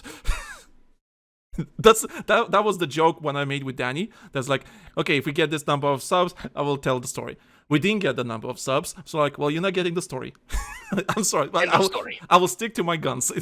You have to subscribe to Patreon. All right. Well, let's kind of try and hustle, get through the last minutes here. I know we got some. Leave the North, the long one by North. Leave that as the last one. As the last one. As the last one. Yeah. 39 to the last one. And I want to leave 42 to the last one as well. Although that's not really. That's kind actually, you know what? No, okay, we can go this quickly. Yeah, let's get 42. What episode or topic made both of us made both of us argue off mic? Weirdly enough, there really hasn't been that many instances. I mean, there's been like one or two, but I don't really remember. We had some heated conversations on the podcast, but not really. Like I was like, after we're done recording, okay, wanna play? Yeah, there's never really been a disparity between the two of us where we were just like we're going to just be at each other's throats when we're finally done recording. Now with other people and other guests, yeah, there's been times where we were just like, oh my god, please just stop. Yeah. But those people are no longer a part of the production anymore, mostly for a reason. And we're not going to say names, we're not going to point fingers, and we're not going to single anybody out. But yeah, for the most part, Tom and I see pretty eye to eye on a lot of shit, even though we disagree on a lot of shit. But it's never that serious. We disagree like gentlemen, where we have our bickering, we call each other idiots after 5 minutes, and go about our day. Yeah, I just drink my tea in a fancy way while he's drinking his beer or whatever, and we just like, well, you're fucking bald that now, and yeah, well, fuck you, you're fat now, Lanky. It's just like, I don't know. I don't know.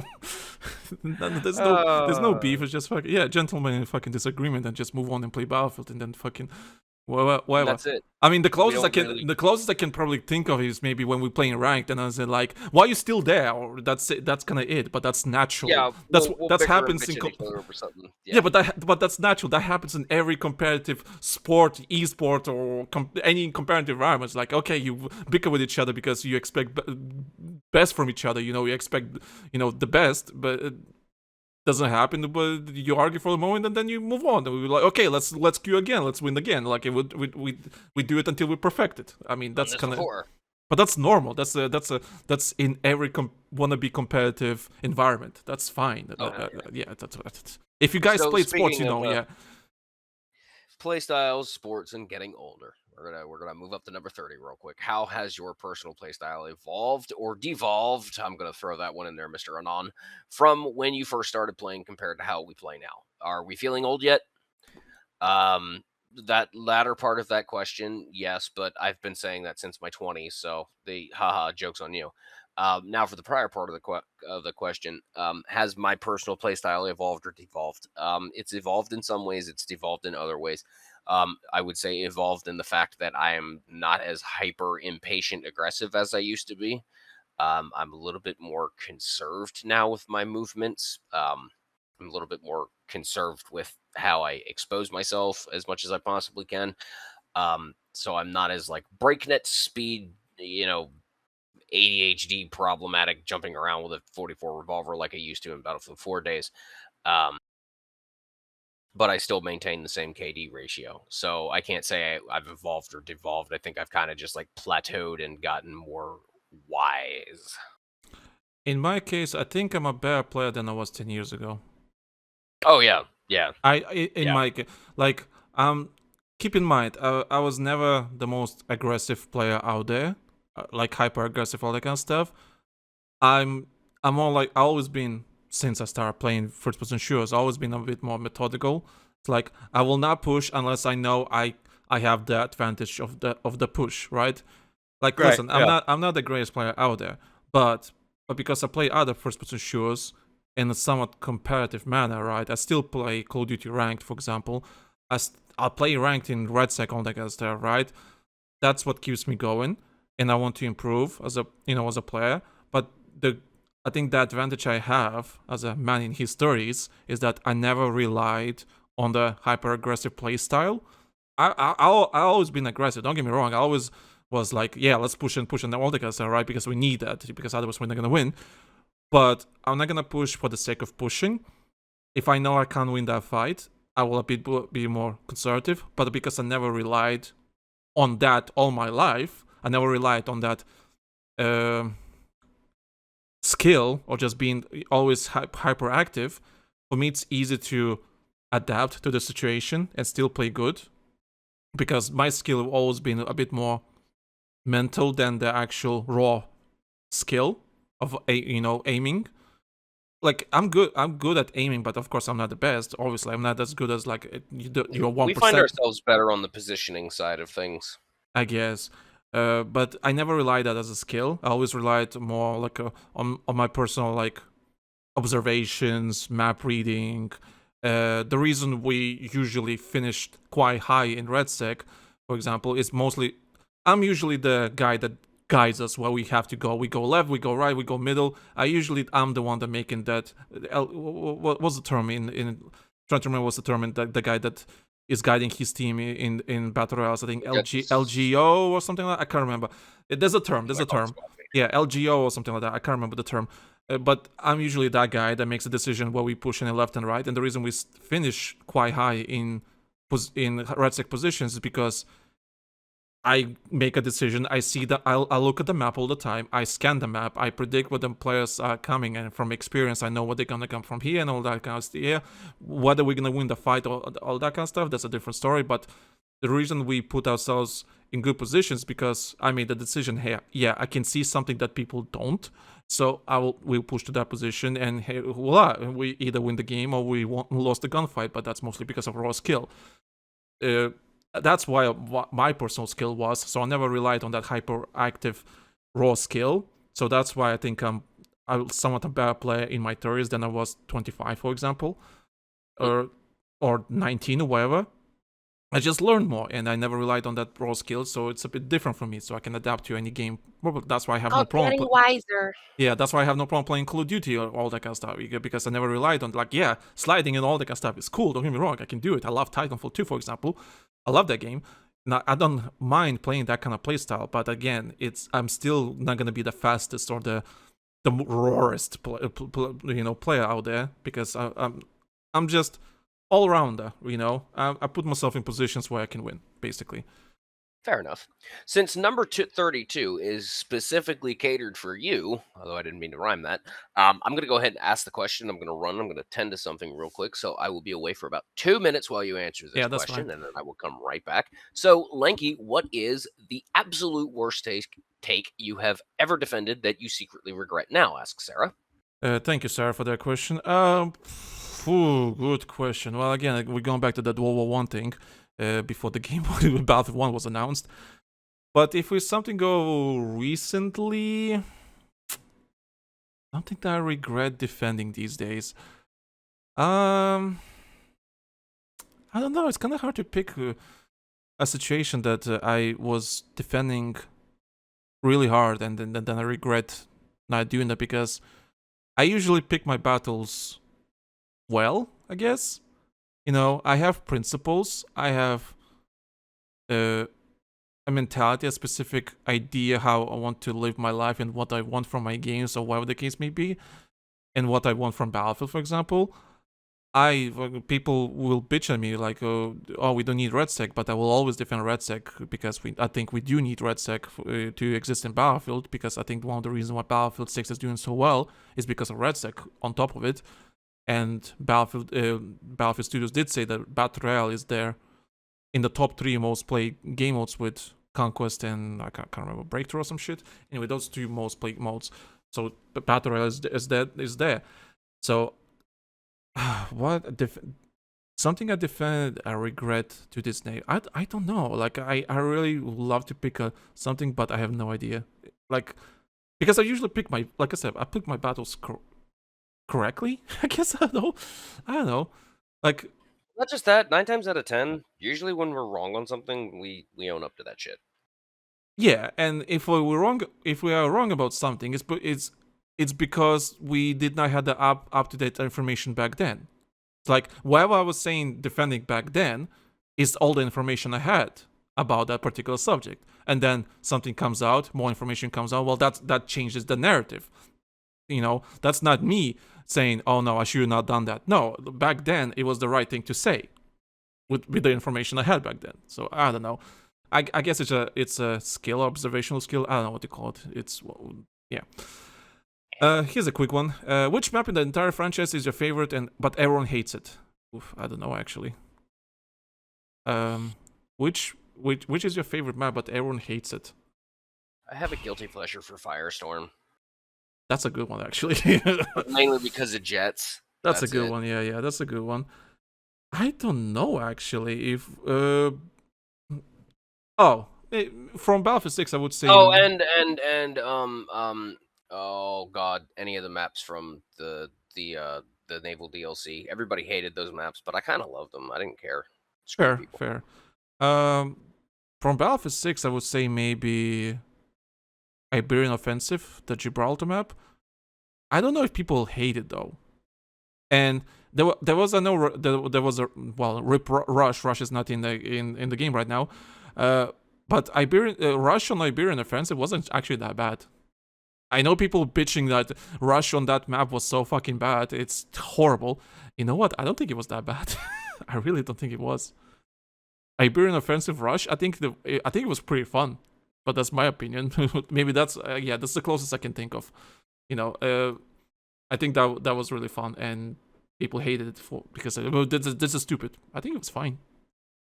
Okay, who has the highest total playtime across all titles, and who is actually the better player? Sergeant Potato is asking. I think I have the most playtime. I think it's safe to say. I have almost 3,000 hours in Battlefield. I'm just saying, in Battlefield 4 alone. I don't even know. I think I'm the one with the most playtime here. More than likely, yeah. From all people that we had on the podcast. Well, not to mention you've also got a lot more playtime in because of all the filming and everything you used to do too. So I mean that counts. That too. Well, sure, but I don't count that. So, it's playtime. Okay, sure, playtime. Yeah, That's sure. The number that matters at the end of the day. Now that having been said, who's the better player? That depends upon what you're talking about. Like, who's the better infantry player between the two of us? I mean, we're pretty even, depending upon the circumstances. Who's the better sniper? Me. Who's the better pilot? Me. Who's the better tank driver? Him. Definitely. Who's the better IFV driver? Me. It all depends upon. I think I'm a little bit better than you in infantry. Just because I play Call of Duty, so it's a bit makes again. It all depends upon what the circumstances are. Because it depends on the circumstances. If it's like a simple if it's a 2-on-2 gunfight, sure, anything can happen. Yeah, like it's one of those things. What is your most played game outside Battlefield? Man, I'm actually like RuneScape or Fortnite. My Steam titles right now, and we're trying to figure that one out. Hold on here. Actually, no, I'm full of shit. Call of Duty. Anything from 2019. Fortnite and RuneScape. Yeah, that's most played games outside Battlefield. I want to say, because I'm creeping up on 500 hours in Zomboid now. So between Project Zomboid, hold on, where is it? Where's Imperion? How many hours do I have in that shit? Yeah, I have 1,200 hours in that game. Fair. Jesus, Ark alone, I think I have like 500 hours in that game too. Kerbal Space Program, yeah, 400 hours there. The Metal Gear franchise, I know I have over hundreds of hours in that in its entirety. So I mean, it's by time my most top played single game that I've ever sank the most amount of time in, yeah, it's Imperion, and I haven't played that game in over 2 years. So that's how much time I sank into that game, when it first came out. It's hard to toss between Empyrean and Project Zomboid at this point. More than likely, Project Zomboid's going to wind up overtaking it, though. Inevitably. Fair enough. Last 3 questions. If you had to swap roles from the show for entire episodes, or someone has to do something else, how bad or good it will go? Anonymous The is show asking. would be fucked. That show would be fucked, unfortunately. You all suck donkey balls. Every single person over you, Andre, everyone else suck donkey balls. Holy fuck, the show would not exist. I have no hesitation in saying that. Let me make one thing abundantly clear. On the grand scheme of things, I am mostly just a talking head and a joke maker. That's it. Tom does everything else. I used to contribute to the artwork. I used to contribute to a lot of stuff. But I just haven't had the extra time here as of late over the last couple of years. I mean, I've been trying to feed a career. I've been trying to get a house, and now I'm raising a child. So I mean, that's why I give Tom the credit that I do. And anybody and everybody who enjoys the show should, most definitely, anybody, people who try to give me a credit for stuff on this show, and I'm like, yeah, thanks, but you do realize I'm a fraction of this, a decimal fraction of this. Period. Point blank. End of story. So if roles were to switch for 24 hours, we just wouldn't do a show until that magic spell reversed itself. Yeah, if I'm not around, the show is not happening. It's not happening. I'm sorry, but that's the truth. It's not happening. None of you are committed, all that kind of stuff. Or like, listen, if I need to have 2 hours of sleep only, I'll be there. It's fine. Yep.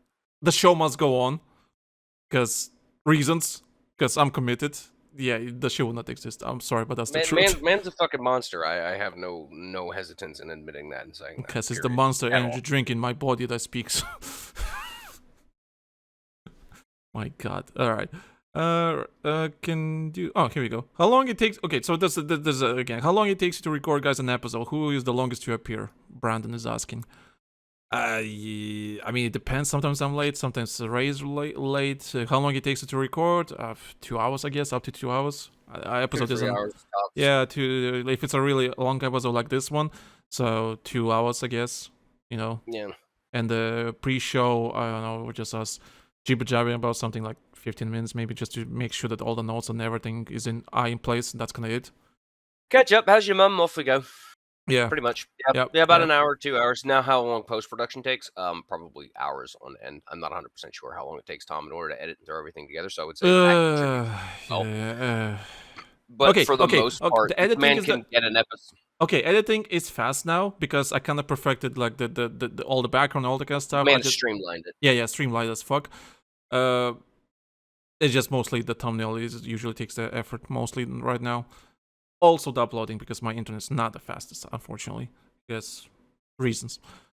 Alright, if you could take one mechanic from any Battlefield and force every future franchise entry to use it permanently, what are you picking? Lucas is asking.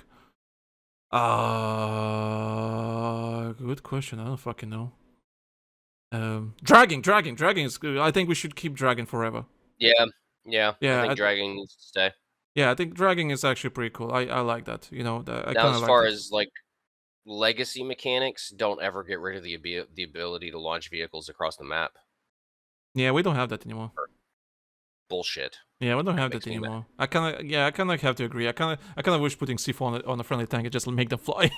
I miss that shit. Yeah, I kind of miss that shit. I have to admit. I understand it was a physics bug, but still, that shit was amazeballs. It was still funny. So I'm going to jump up and grab one of the last three, actually. First and foremost, what is our favorite drink? Alcoholic, non-alcoholic? And are you limiting your sugar or alcohol take? Do you remember to hydrate? Thank you, North. As an actor, I'm constantly drinking water. I have to. Otherwise, I start sounding like crap. I go with tea. Black Yorkshire tea with some sugar and milk. I'm good. You spiffing bastard, you. I'm mostly drinking Coca-Cola, sweet Southern tea, and water. That's about it. Alcoholic wise, I don't really drink as much anymore. Amazingly, I mean, I'll have a beer once in a great while. I kind of been craving I the never Bloody drink Mary here alcohol. as of late, but I was I never don't a really drinker. drink anymore. I was never a drinker, so I never smoked, I never drank, so for me it's like, yeah, I drink alcohol when it's like some sort of event. Social event. Yeah, social event, and I pick something like a good bitch that I am, something fruity. Of course, the man wants a cosmopolitan. Li- Fucking have it. Like Your elderflower, little strawberry daiquiri. yeah, elderflower beer or some shit. You know, hey, I'll drink some wine once in a while with the wife. I don't Fuck like yeah. wine. Mattia loves wine. Really? I don't like wine. Yeah, Mattia loves wine. I don't. She got you drinking reds or whites. Reds. Drink more whites, bro. Trust me. I tried both. I prefer reds. Get a good pink Moscato. You'll love that shit. It's like Yeah. strawberries. It's like adult strawberry Kool-Aid. Listen, if it's gay as fuck, I'll probably drink it. There you go, pink Moscato. Come on. Yeah, I'll drink all the gay drinks because I'm a pussy. So, Now, like I'll sit down. I'll sit out later this afternoon, and I'll have a little bit more of my cigar and stuff like that. Now I do smoke. Ironic coming from a voice actor, but I'm actually trying to quit. I smoke cigars once in a blue moon. I do smoke marijuana on an occasion. Get over you should it, kids. stop. It's legal where I'm at. It Doesn't is what it matter. is. You stop. It keeps me from appearing on the 5 o'clock news. We're just going to leave it at that. Now, as far as the nicotine goes, yes, I am trying very desperately in order to rid my life of that. It's not very easy to do. I used to be a very heavy drinker in my early 20s. Right around the time when Tom and I linked up and started doing this production, I was like on the south side of finally quitting drinking. Actually, I think you remember around the time I finally quit drinking was when I met my wife, actually.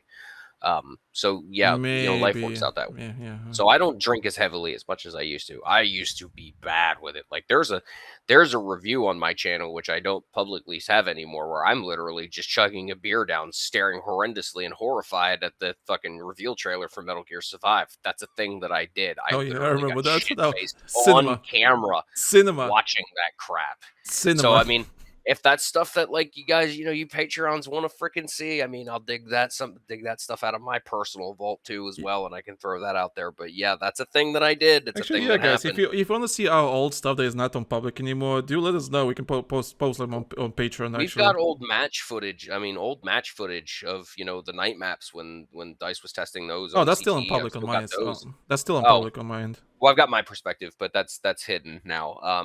We've got original episodes, old stuff. I mean, if you guys are interested in that stuff, definitely let us know. We'll happily throw that up on Patreon for you I have guys. some cringe, that's for sure. Oh, definitely that too. So before we get to the last two here, Yeah. let's fast forward some time later. Where do we see ourselves with this podcast, and will we still be complaining about legacy bugs, bad weapon balance, movement, and/or maps? Writes Ryan. I sincerely hope not. I would sincerely hope at that point that maybe lessons would have been learned. But what's weird is I feel like I fucking said this before, because I have. I don't know. That's kind of a weird question to ask, because if you go back, 2-3 years and ask us that question, I'm pretty sure we'd be giving you the exact same answer that we're probably about to give you right now. We just don't know. Realistically, I don't know. Depends upon you guys. Yeah, it all depends on you guys. If you guys listen and all care about what we have to say, great. But if, let's say, we don't know what the Saudis, for example, I don't know. You know what? We're shutting down. We don't know what management future of Electronic we're Arts shutting is. down Battlefield because it's not profitable enough. And I'm like, okay, I guess podcast is done. Well, let's move on. So I don't know. Listen, I want Battlefield to succeed because, hey, if the Battlefield succeed, that means the podcast is succeeding. And you guys are interested, then we have more Patreon supporters, and I can actually do this on a regular basis. Now, of course, if something happens and I have to reduce the number of episodes, sure. Sure. Before this, we were doing a monthly episodes and everything, so now we're doing weekly because Battlefield 6 came out. Sure, I can reduce, but I don't know, it depends. Like, we don't know. Don't be worried if the frequency drops. Be worried if we start shilling another game. I do have a Call of Duty podcast, but it's not that active because I'll do this like literally just a 1 month episode as well as that, because believe it or not, I have no one to play Call of Duty with because I'm trying you all to, play with me, but you all pussies. I don't have time. That's my thing. Okay. So I have to click. So yeah, it's sad. No matter how sad it is, I do play Call of Duty by myself mostly now, because I enjoy the games. Well, not Black Ops 7 and Black Ops 6, but I'm looking forward to Modern Warfare 4. I'm gonna play it on day one as soon as it's out, and we're gonna have fun and all that kind of stuff. But again, I don't know how many people will join me on that journey. So that's the sad part. If you guys want to join with me and play with me, great. anyone wants to host a podcast with me about Call of Duty? Please let me know. Because I do have a Call of Duty podcast you can find on Spotify. But again, it's only 11 episodes, so that's right. Okay. Last question. That's the meaty one. So North is asking, patron supporter, do you feel happy about the effect of the podcast? It's a passion game like for many, but do you and the other hosts when they are on the show feel like contribution is worth your time? That it helps people get feedback, thanks, or cusses. Obviously, the comments of Battlefield developers and their recognition in some way would be the best to show it is helping the game or to get better. Podcast takes some time, gathering info, organizing the mechanics of recording, and keeping a schedule. Is it just a hobby, something you enjoy, or is it making a mark in the franchise of any kind? That's a deep fucking question, Nort. I have to admit. That is a very fucking deep question. Very deep. But I love that question. That's a really... Listen, I have to... Okay, I will say what I've been saying all the time. I love Battlefield. I love Battlefield with all my heart. And that's why I'm sometimes being, like some people say, you're being too negative. It's because I care about this fucking franchise. I care that this franchise succeeds, that everyone enjoys the game. And it doesn't have to be the biggest franchise in the world. It doesn't have to compete against Call of Duty, whether people like it or not. Doesn't matter. Does it have to compete? Yes, in a sense, because, hey, you want to be a mainstream franchise, you kind of have to compete with the big boys in some shape or form. You have to provide something. It's got to be a market. Yeah. But regarding the podcast, does it leave a mark in the franchise? And if developers would actually acknowledge of us existing in some shape or form in a public manner, listen, I would enjoy that so much. I would really do. And I remember when we were hosting the original Battlefield 1 podcast days, like Kimo, for example, was telling us like that, hey, people do listen to the, to us and all that kind of stuff. Great, but they're just keeping it to themselves because, reasons. It's just entertainment at the end of the day. And I want to believe that this podcast does not only entertain you as you listen to this, I hope it actually educates you in some shape or form. Because the point of this podcast is mostly, I don't want to just sit down and talk and bitch about something. I kind of wish that you learn something as you listen to this. Maybe you learn something you have no idea, Or maybe, for example, the Saudi deal happened, right? I had to do some research. What the fuck a leverage buyout means. I have fucking no clue what a leverage buyout is. And I did some research. Oh, that's what it means. Okay, so that's kind of puts a different perspective. Like, I learned something, and I now understand the circumstances what we're dealing with. So I hope that's with you guys, that when you listen to any episode of ours, I hope you learn something from it and look at different things that from a different perspective, not like Reddit looks at it, like a one-dimensional way looking at the game, right? That's why I bitch about Reddit, because they look at everything one-dimensionally. I look from like different angles. Okay, why the developers did that? Okay, why the gamers are feeling like that? Or why the game is like that? Or whatever things mean. Why they went with this and not with that? Is that a technical reason or something like? There's so much nuance in making these big AAA games. I want to learn about everything I can, and I want to educate people about everything that's happening with Battlefield. Yeah, it's only a stupid Battlefield franchise. Who cares, right? But I can apply this to any other show or thing I do. I kind of want people to just sit down and think about what I just said. I'm not just jibber-jabbing just to make noises. I try to, put my perspective, how I see it, and maybe learn something in the process. Does it make a mark on the franchise? I don't know, guys. Like, if you ask me, no.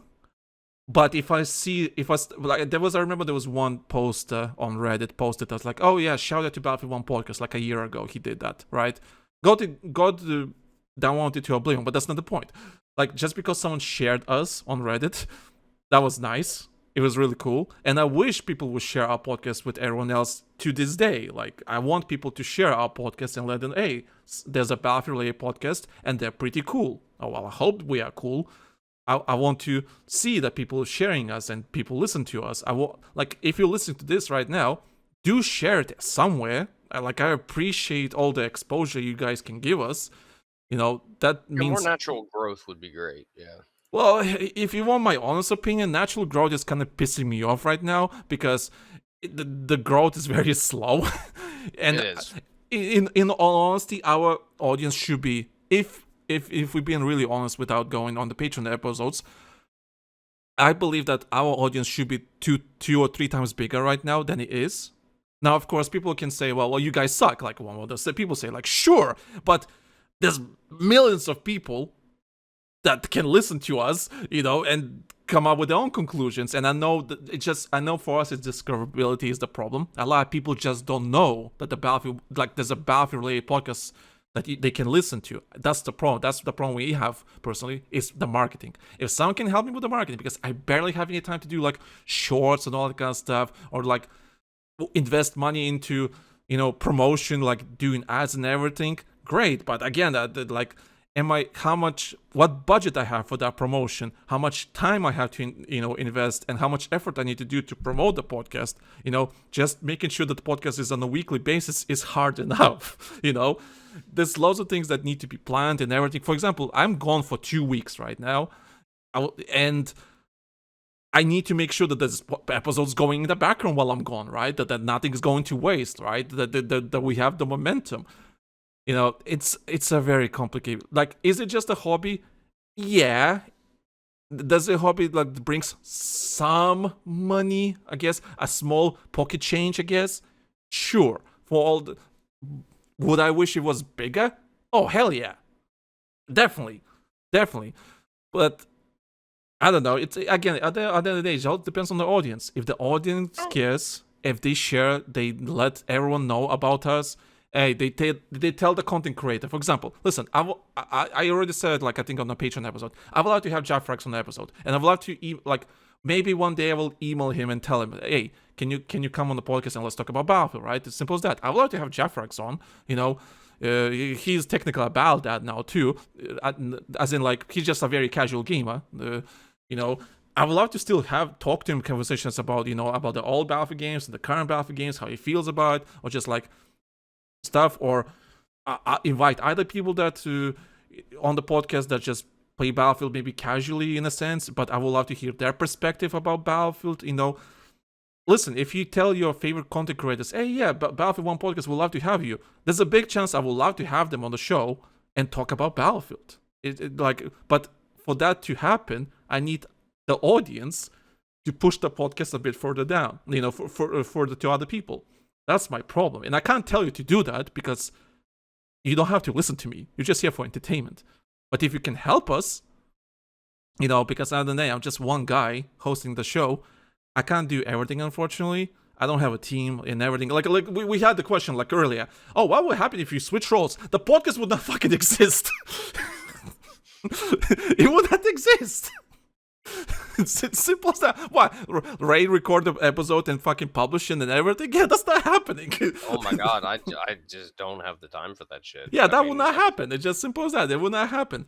So everything's kind of grown and naturally done. You know what I can't really say what it's supposed to have done because yeah, we really should kind of be a little bit bigger for as long as we've been running. But that being said, you know, that's kind of kept us humbled too. In a sense, yeah. Because it's not just that we do the production. It's, you know, you look at what things have happened in our lives as a result thereof.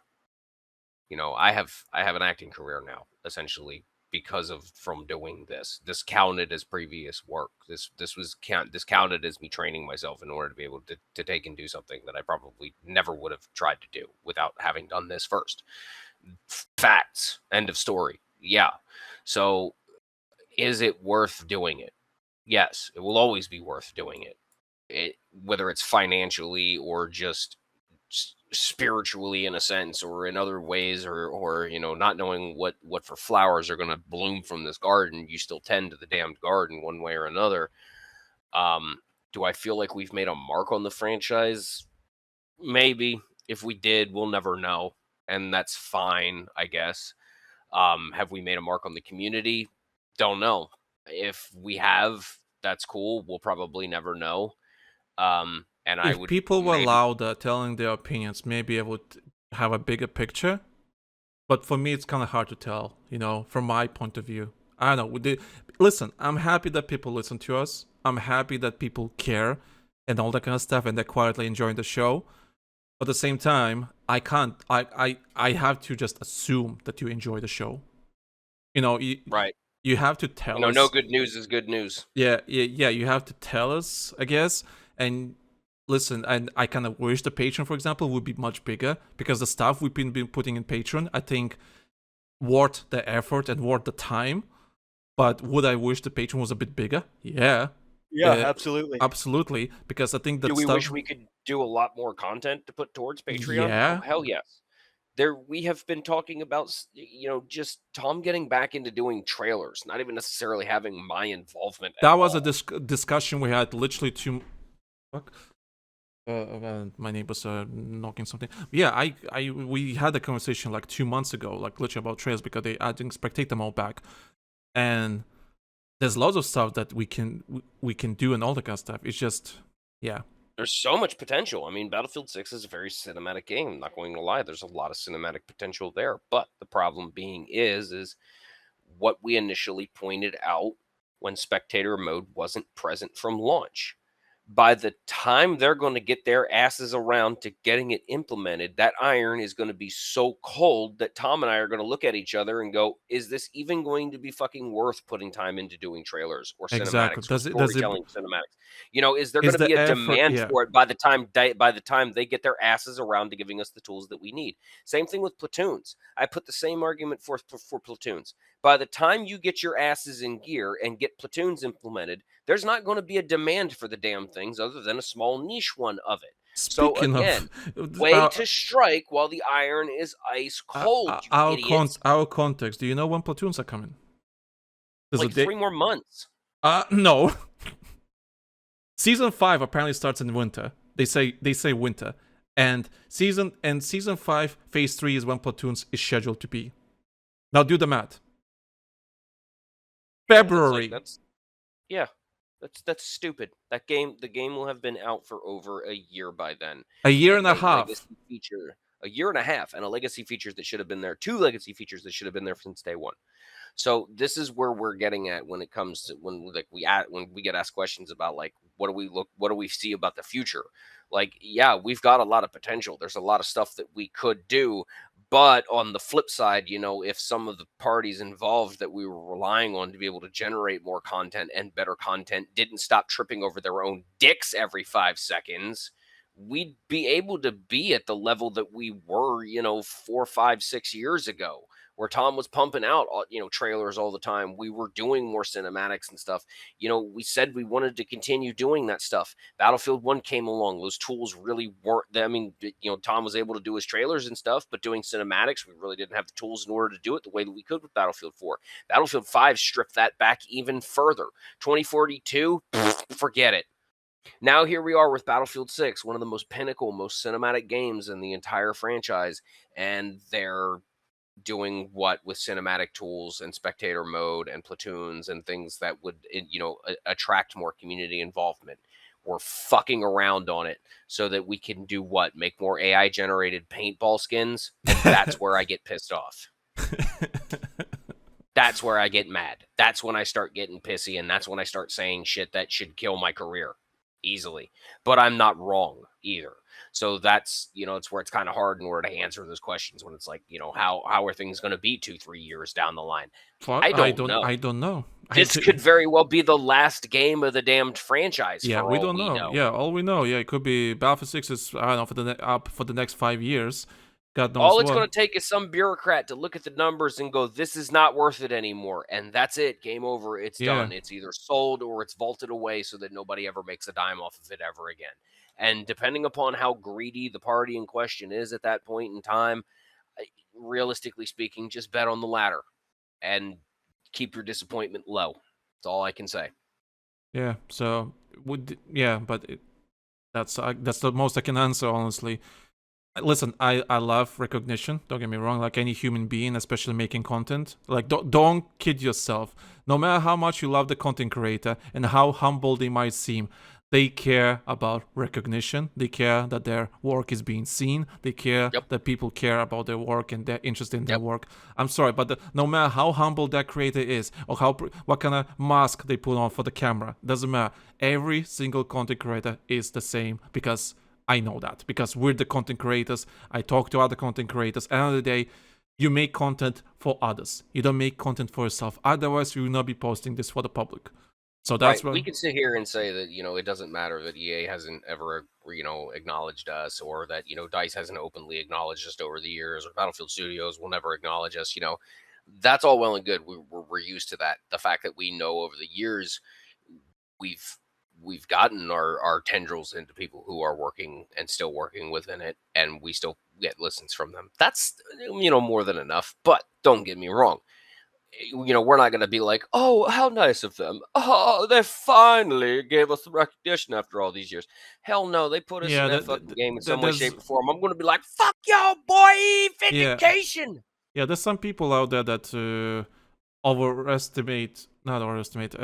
overvalue their connection that, oh, developer acknowledged them. Oh my God, besties. Something like that. I'm like, there's loads of people like that. It's like they put in their socials and everything. Oh, I'm EA DICE friend and everything. Listen, 10 years ago maybe it was not that cringe, but now maybe it mattered. But now looking back in the day, I'm like, oh wow, that's fucking cringe. Or people put their EA game changes. Stop, guy. Stop. Stop. Look, I'm gonna say some shit that's gonna really kind of maybe piss some people off, but at this point in time, it might as well just be a damn participation trophy. In a sense. DICE tags don't mean, DICE friend tags don't, developer friend tags, let's not even say DICE friend tags. The developer friend tags just really don't mean shit anymore nowadays. Oh my God, do you imagine if they actually introduced the DICE friend tags again? I don't even want to try and... Yeah, you know what kind of shit show that would be? What kind of bootlicking nonsense that would be? My God. Because not only that, you would have a whole Seattle slew of bootlicking nonsense out of the get-go. You'd have all of the legacy ones who would be coming out of the woodwork and going, where the fuck is mine? It would just create more problems than it would solve, and it's really not worth it. So, to reiterate, do we want to still be around in the next, let's say, 2 to 5 years? Yeah, that'd be great. That'd be great. I'm not gonna lie. That would be great. I would love to. It would also be great if the franchise would survive to 2030 as well. And it would be great if our audience actually grew and there's actually people that care and all that kind of stuff. We have a There's community, that too. Now in the next 4 years, maybe if this franchise finally decides to get its head out of the sand and start doing things, it's going to actually start bringing in more people and retaining a community.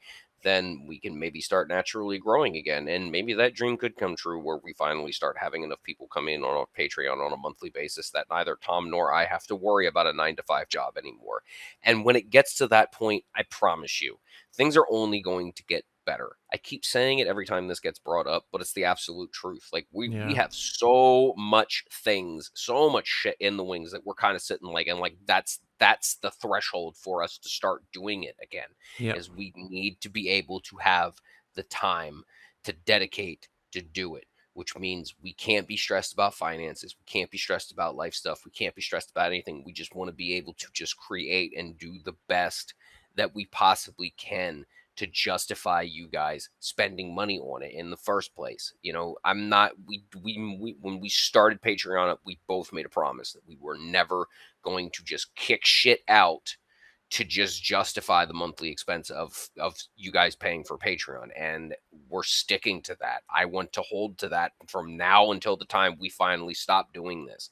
I want you guys to look at even the $5 a month that you're kicking in and going, yeah, we're getting we're getting our money's worth out of it. And if you guys ever feel like you're not, tell us. Please tell us. Yeah, do tell us. And if you want to hear something on Patreon specifically, you want specific content, like let us know. There's always place for improvement, There's always place for improvement. So if there's we're open to ideas. Yeah, if there's something specific you want to see on Patreon, that you think would justify for you subscribing, let us know. Whatever the case may be, let us know. We'll do our best to provide. As much as we can, right at the moment, with all the limited resources we have. Oh yeah, so that's kind of it. That's all the questions. 44 questions. My God, this is the longest. Goodness. This is the longest episode I ever did on Battlefield 1 podcast, by the way. I know it's wild, isn't it? So, that being said, I do have to go tend to my wee one here shortly, and I know at some point later on today we need to link up and play some shit, but Yeah. that's still going to be up in the air. So that having been said, thank you guys very much for your feedback, your input, and your questions. I mean, absolute knockouts, knock out of the park, all of it. Definitely appreciate you guys, especially you Patreon supporters. We want you guys in order to, like I said, we want you guys in order to get your value worth out of it all. So we're going to continue to just try to keep doing that. So our base core BF1 members, thank you guys very much for your questions and your feedback and your support over the years. We look forward to seeing more of it. We just hope that, again, we feel like we're worth your time. That being said, good night, everybody. That's all I got to say. Yeah, thank you guys for listening. Thank you guys for everything. Other 2 more pre-recorded episodes are coming as usual. You're gonna get an episode every week. I'm on holiday technically right now, but I'm checking everything what's going on online. So thank you guys for everything. Thank you for all the support, and we'll see you guys in the next episode. Next episode is gonna be with Andre talking about Battlefield 6 as a boomer gamer, his impressions of Battlefield 6, and after that is gonna be the roundtable episode that we recorded. So yeah, good stuff ahead. So thank you guys for everything. We'll see you guys in the next one, and see you on the battlefield. Bye! Bye.